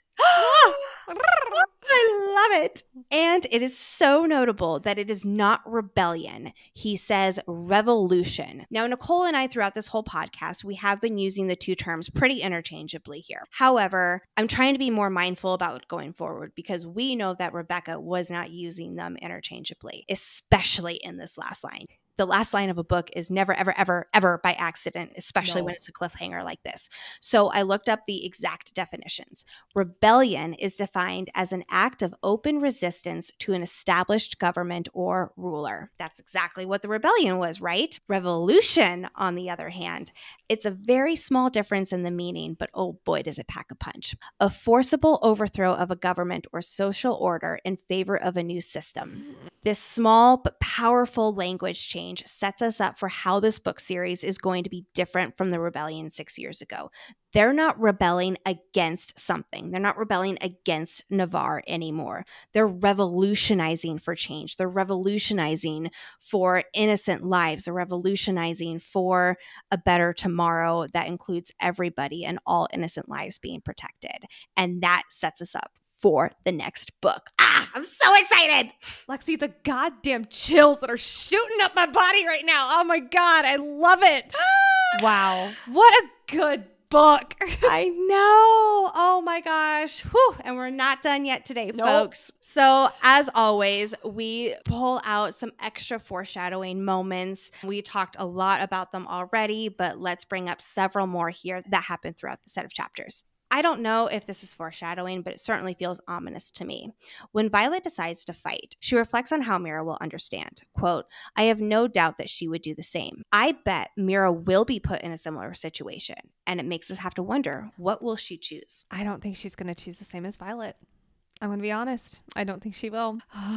And then Violet says to Taryn, you and I are going to have to work on our communication skills. And I believe that is absolutely going to be a theme of their relationship in Iron Flame. 100%. Liam asking Violet to take care of his sister after Parapet. So we know from the excerpt from the Today Show that Sloane and Violet are together on Conscription Day. But I have mulled over more times than I can count, laying awake at night thinking about how this meeting and how Violet is going to tell Sloane about her older brother.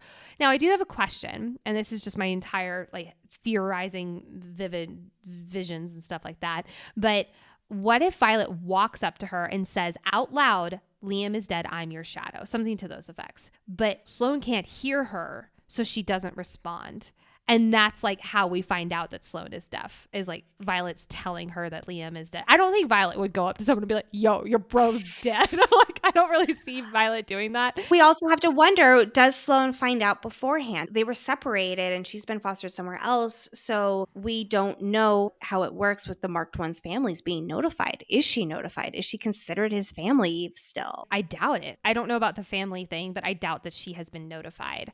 I do know that he's written letters letters to Sloane, will Violet be able to give those to her?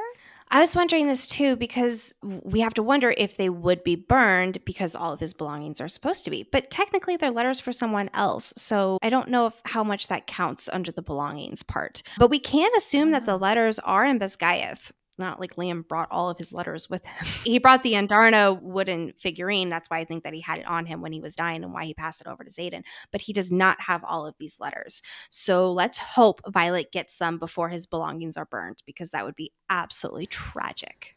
I refuse to think about that. I refuse. Violet saying, I can't aim. I'm not ready. Maybe if I had another year or two to practice, but not now. I'm thinking a huge part of Iron Flame and Professor Carr's lessons are going to be her learning how to aim, and I cannot wait. And then there's a line that stood out to me after one of our listeners, Nicole, emailed us about how Violet's lightning power can evolve.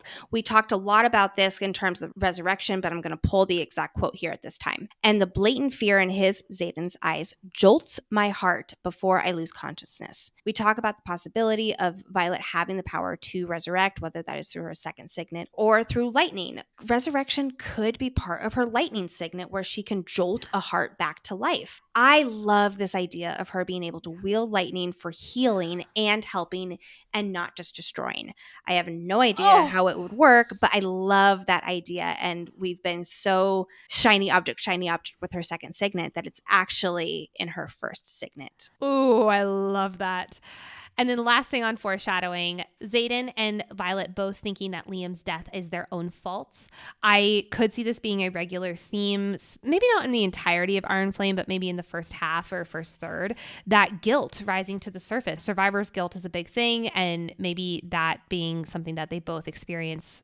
And who knows how much Xaden POV we're going to get in Iron Flame. I'm hoping it's more than just the last chapter, but it might not be. We don't know. But I could see that being a pretty regular thing that is brought up. Yep. So now for our very last archives section of our Fourth Wing book, let's deep dive into everything we know currently about venin and wyvern and their history and what they're capable of. We get a lot of venin in this section, don't we? So let's just start with, what are venin? They are supposedly mythological creatures that draw their power from the ground. It's also described as directly channeling from the source being the earth, the ground.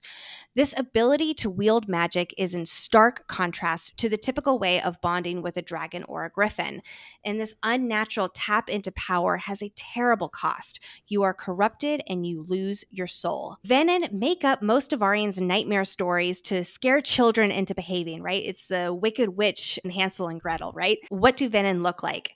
Their eyes are bright red and surrounded by distended red veins that spider across their skin. As our dear Liam says, creepy as shit. Magic corrupts their blood as they lose their souls, which is why they get these red veins. Also, their hands, or at least the venin with the staff, so maybe like the older ones who have been doing this for so long, their hands are gnarled by the power that they wield. Again, nature likes all things in balance, and this is completely unnatural, and it corrupts their souls and their bodies inside and out. So during the battle, Violet notes that some venin's red eyes are more pronounced than others, and it makes me wonder if this is a reflection of how far gone they are. You know, new venin, so to speak, don't look as corrupted as the more skilled, more older venin.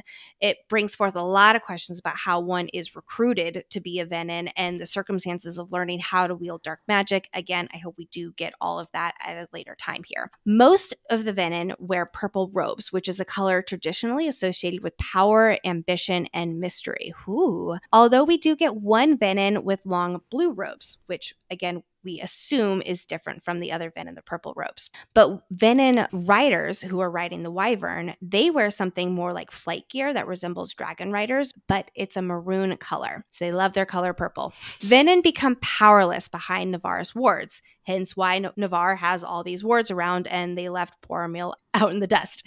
Out in the dust?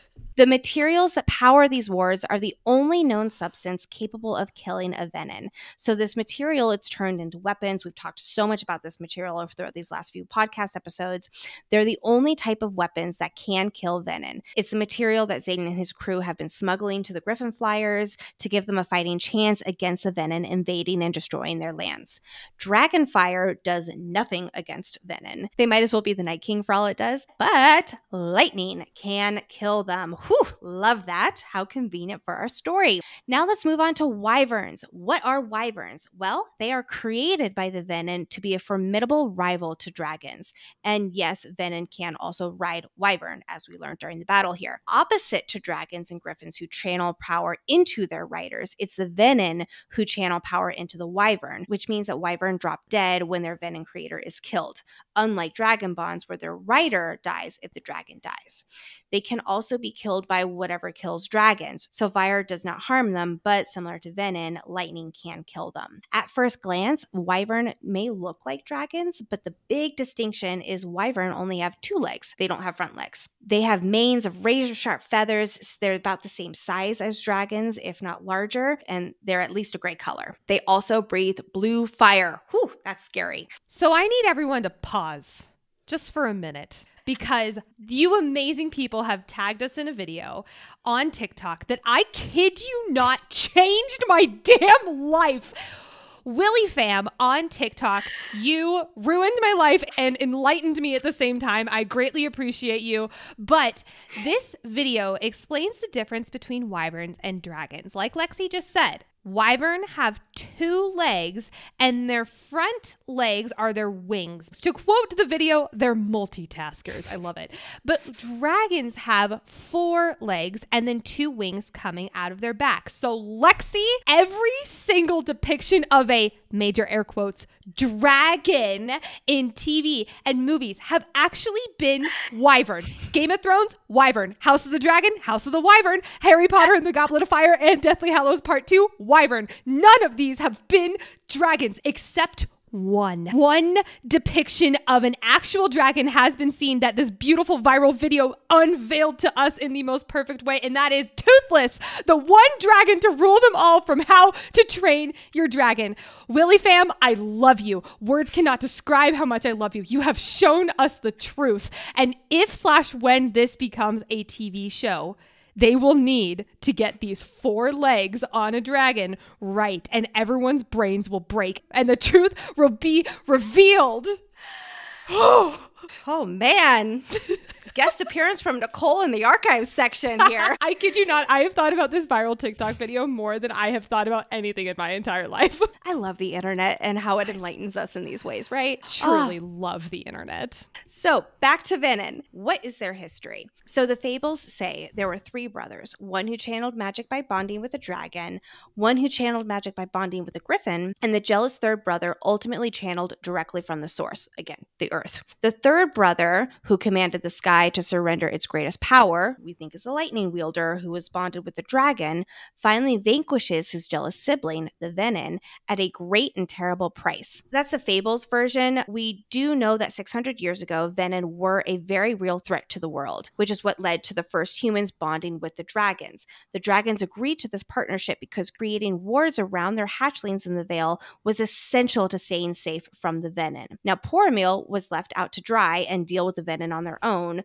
which led to the never-ending 400-year war between them and Navarre. Conveniently, Navarian history books erased the existence of venin, turning them into a mystical, fictional creature, when in actuality, they are a very, very, very real threat outside of their wards. So we can determine that the venin were mostly lurking in the Barrens, which is east of Navarre and Poromil, for hundreds of years. However, they've sucked the land dry of all magic there, leaving it a wasteland.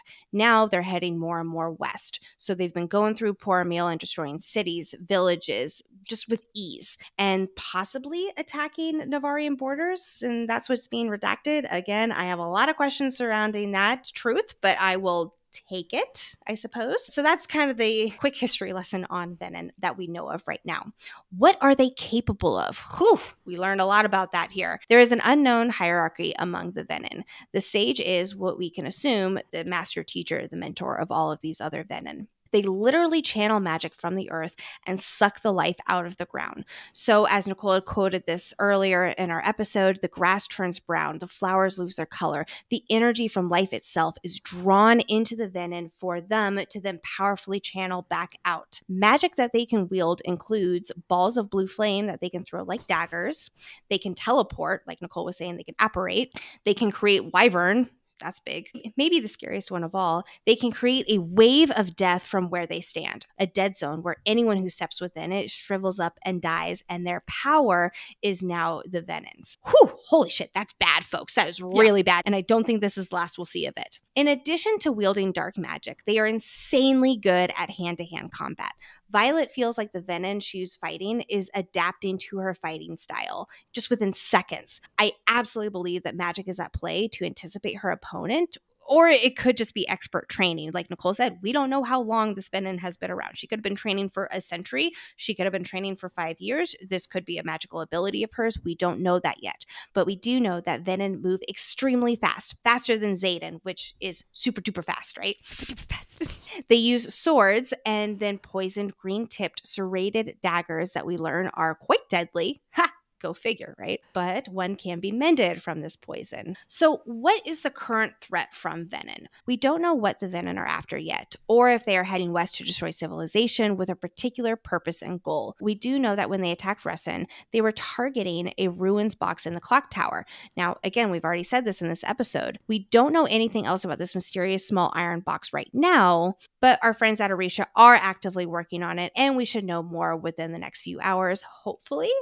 early on in book 2. And that's pretty much what we know about venin at this time. I think we're going to get a lot more information as our characters start learning more information here as well. Oh, that was our last archives of Fourth Wing. I know. Whew, going out with a bang. Yeah, how crazy is it going to be in Iron Flame? We have no idea. But to close out our final episode covering Fourth Wing, let us take flight with our favorite moments. I'm just so happy. Like, look, we're coming here to the end. It's the end of the marathon. And oh, man. Oh, I feel like it's just gearing up. The second sprint, the second marathon that we're doing. And then we got a ultra marathon with Akatar. Oh, we're just marathon runners at this point. Yes. That kills me. So Xaden saying, none of you crossed that parapet because you wanted to. None of you. That includes Violet. And I just love that that's notable because even though she is the outsider here among this group of marked ones, she is still one of them in this way. None of them chose to cross that parapet. But guess what? They're all here and they are choosing to fight. They are choosing to be a writer in this moment and to die as writers versus live as cowards. And then following up on that, the decision scene, we've talked about this already, but how Bodhi's saying that he wouldn't mind seeing his mother again, and Garrick saying that they should be able to decide how they're going to die, and Liam saying it would be an honorable death. Oh, it's all so gut-wrenching. I want to point out again that venin can apparate. They just like blink into existence, basically. They winnow and just like, and boop, there they are. I love that. I hope our core team can also learn how to do that, but I'm guessing that is probably just a venin thing. I also love seeing how people's signets can change their body when they're using them. Liam's pupils are described as blown out while he's looking at the venin and using his farsight. I love magic, and I love getting to see magic in action. I absolutely agree. You know me, and I love all the magic. I know. Sigale talking to Violet and reflecting back on when she stared her down after crossing the parapet. Quote, "You're a far cry from the trembling girl who stood in the courtyard and tried to mask her fear after parapet. I approve." And again, it's just these full circle moments. I absolutely love them. Another Sigale moment when she's pissed at Violet in the middle of the battle. Quote, "Message received. It's her job to keep an eye on Xaden's back and mine is to watch Terrence." Violet really does get distracted easily in battle. Speaking of the reason she gets distracted easily in battle, we need to talk about Xaden in battle. Holy hell. Because God damn, it's cool to see him using all of his powers full out. We get descriptions of him wielding shadows around wyverns' throats. Quote, "Xaden does an impressive running jump off her back, Sigale's back, landing with a roll on the street below. Almost immediately, shadows pull in every direction and cover the people screaming. what? That's so cool. In that same sequence, he has a wyvern gunning it towards him, and he lassos shadows around Sigale's neck and slingshots himself onto her back. I cannot wait to get more Xaden battle sequence. I cannot wait. Me too. Oh my God. Like, I can just so vividly see it play out. And when this is adapted into a movie or a TV show, whatever that might be, I need like these exact moments. Oh, yeah. Oh, yeah. Taryn reminding Violet that he has bet his life on her since day one.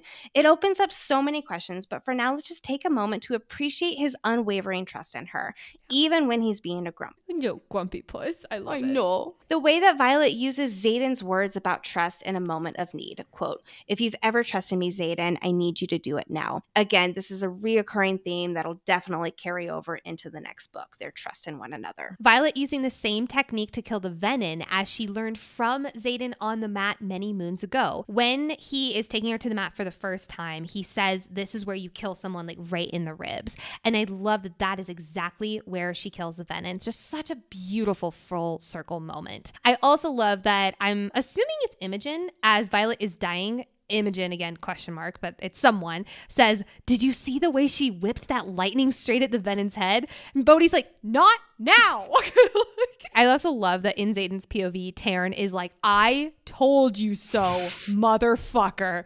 I love that. He's such a dad to these two, or at least to Violet, and then Xaden is her boyfriend that has to deal with Taryn, right? Taryn knew that telling Violet about the venin was Xaden's call, and he's furious. He trusted Xaden to tell her, and he didn't, and now Violet is suffering. And this is Xaden's point of view here. Quote, "Living, fire-breathing embodiment of my shame." Like this writing, it's so good. Speaking of Xaden, when he's thinking about how Violet is asleep in the bed he always pictured her in, which is his bed in his home in Orisha. So he's pictured her coming home to be at his home where his birthright is, and he's been daydreaming about that, and I think that's really sweet. Again, I love it when the guy falls first. I fucking love this shit. Speaking of which, quote, "I can't help it. I smile. This brilliant fucking woman is mine, or was mine. Will be mine again if I have anything to say about it," which I probably don't. I love that he just knows that, like, he doesn't have much say in the matter. Like, he's not going to give up. He's going to give it his all. But the fact that he's like, he knows how strong-willed she is. I love that. And then, quote, "I can't not quote this. She exists and I get turned on." Oh, Xaden, you 15-year-old horny boy. And then Brennan being impatient at the door to come in. Like, that totally went over my head the first read through. And it wasn't until we were doing this deep dive where it's like, oh, that's such a fun, like, character quirk right there, kind of plugged in. Xaden says, "You have about 20 seconds to ask a question if I know him." It shows that he and Brennan really do know each other. We've wondered about that a lot throughout this podcast. And this right here does cement that they're not just allies. They're not just pen pals. They really and truly know one another. Or at least he knows how Brennan is. And we can guess that Brennan knows that's how Xaden is as well. I also just want to point out such an older sibling thing. Like, you all have no patience when it comes to knocking on the door of the younger sibling. I don't know what it is, but it's just like, knock, knock, come in. Like, it's just such a sibling thing. I love it. That's very, very true. Oh my gosh. Wow. I need to sleep for 4 years. Oh my God, don't even get me started. I know, I'm sorry. I can't complain to you. Everyone, thank you so much for joining us on this journey. We're not done yet. Don't worry. We know we did not get to every topic. We do have one more episode dedicated to our final Fourth Wing thoughts and our kind of, I'll say, official Iron Flame predictions and theories. It's going to come out on October 30th before Iron Flame drops on November 7th. And then, of course, we are doing our deep dive into Iron Flame. We will be beginning that on the 20th, just so you all know. Some people have asked, like, oh man, there's such a big break between when the book drops and when the episodes are released. The reason is because when we are mapping out the episode, when it's the first one, we're not just mapping out the episode itself. We're mapping out, okay, what chapter breakdowns are we going to do? What are the archives going to be for each chapter breakdown? And so on and so forth, and just making sure it works with the release schedule. So we do need a little extra time for that, but we appreciate your all's patience. We know how excited you are. We are excited to dive into it, but we are going to be releasing an Iron Flames reactions video the same week that Iron Flame drops. So we will be be producing Iron Flames content then. It just won't be our normal deep dives. But knowing Lexi and I, we will probably be screaming questions into the microphone for like 2 hours. So get excited for that. I'm so excited for that episode to drop. Oh, me too. Just as we're talking about the Iron Flame release, we are located in Colorado, just outside of Denver. So we are going to be at the Glendale Barnes & Noble midnight release party. We know several of you are going to be there. We're so excited to see you, meet you in person. And then we are going to be dark for a few days. We're just devouring the book. We do not want to spoil the book. So we are going to be very mindful on social media about spoilers for especially that first week there. Thank you so much to our brand new producer, Hayden. We are so happy you are on board, and we are so happy you are saving our sanity. Thank you, Hayden. Yes. Oh my gosh. Thank you so much. And then, of course, if you're not already, what are you doing? Follow us on Instagram and TikTok at Fantasy Fangirls Pod. Also, do not forget to rate and review the show on whatever podcast platform you are listening on. If you're on YouTube, like this episode and subscribe to our channel. We are so excited that so many of you all are enjoying the video versions of this. And of course, we would be remiss if we did not say this. Share this with your fellow Fourth Wing friends. You know those people who have really strong willpower, who have waited until the weeks before Iron Flame comes out to read the book, but now they're like, oh my God, I read the book so much faster than I thought it would be, and I have to wait so long for Iron Flame to come out. You can be like, well, motherfucker, I've had to wait so much longer than you, but here's this podcast that's been keeping me sane. Share this podcast with your fellow Fourth Wing friends. Thank you all so much. We will see you again so soon. And thank you from the bottom of our hearts for making this such an epic and unexpected journey. Thank you for everything. We love you. Bye.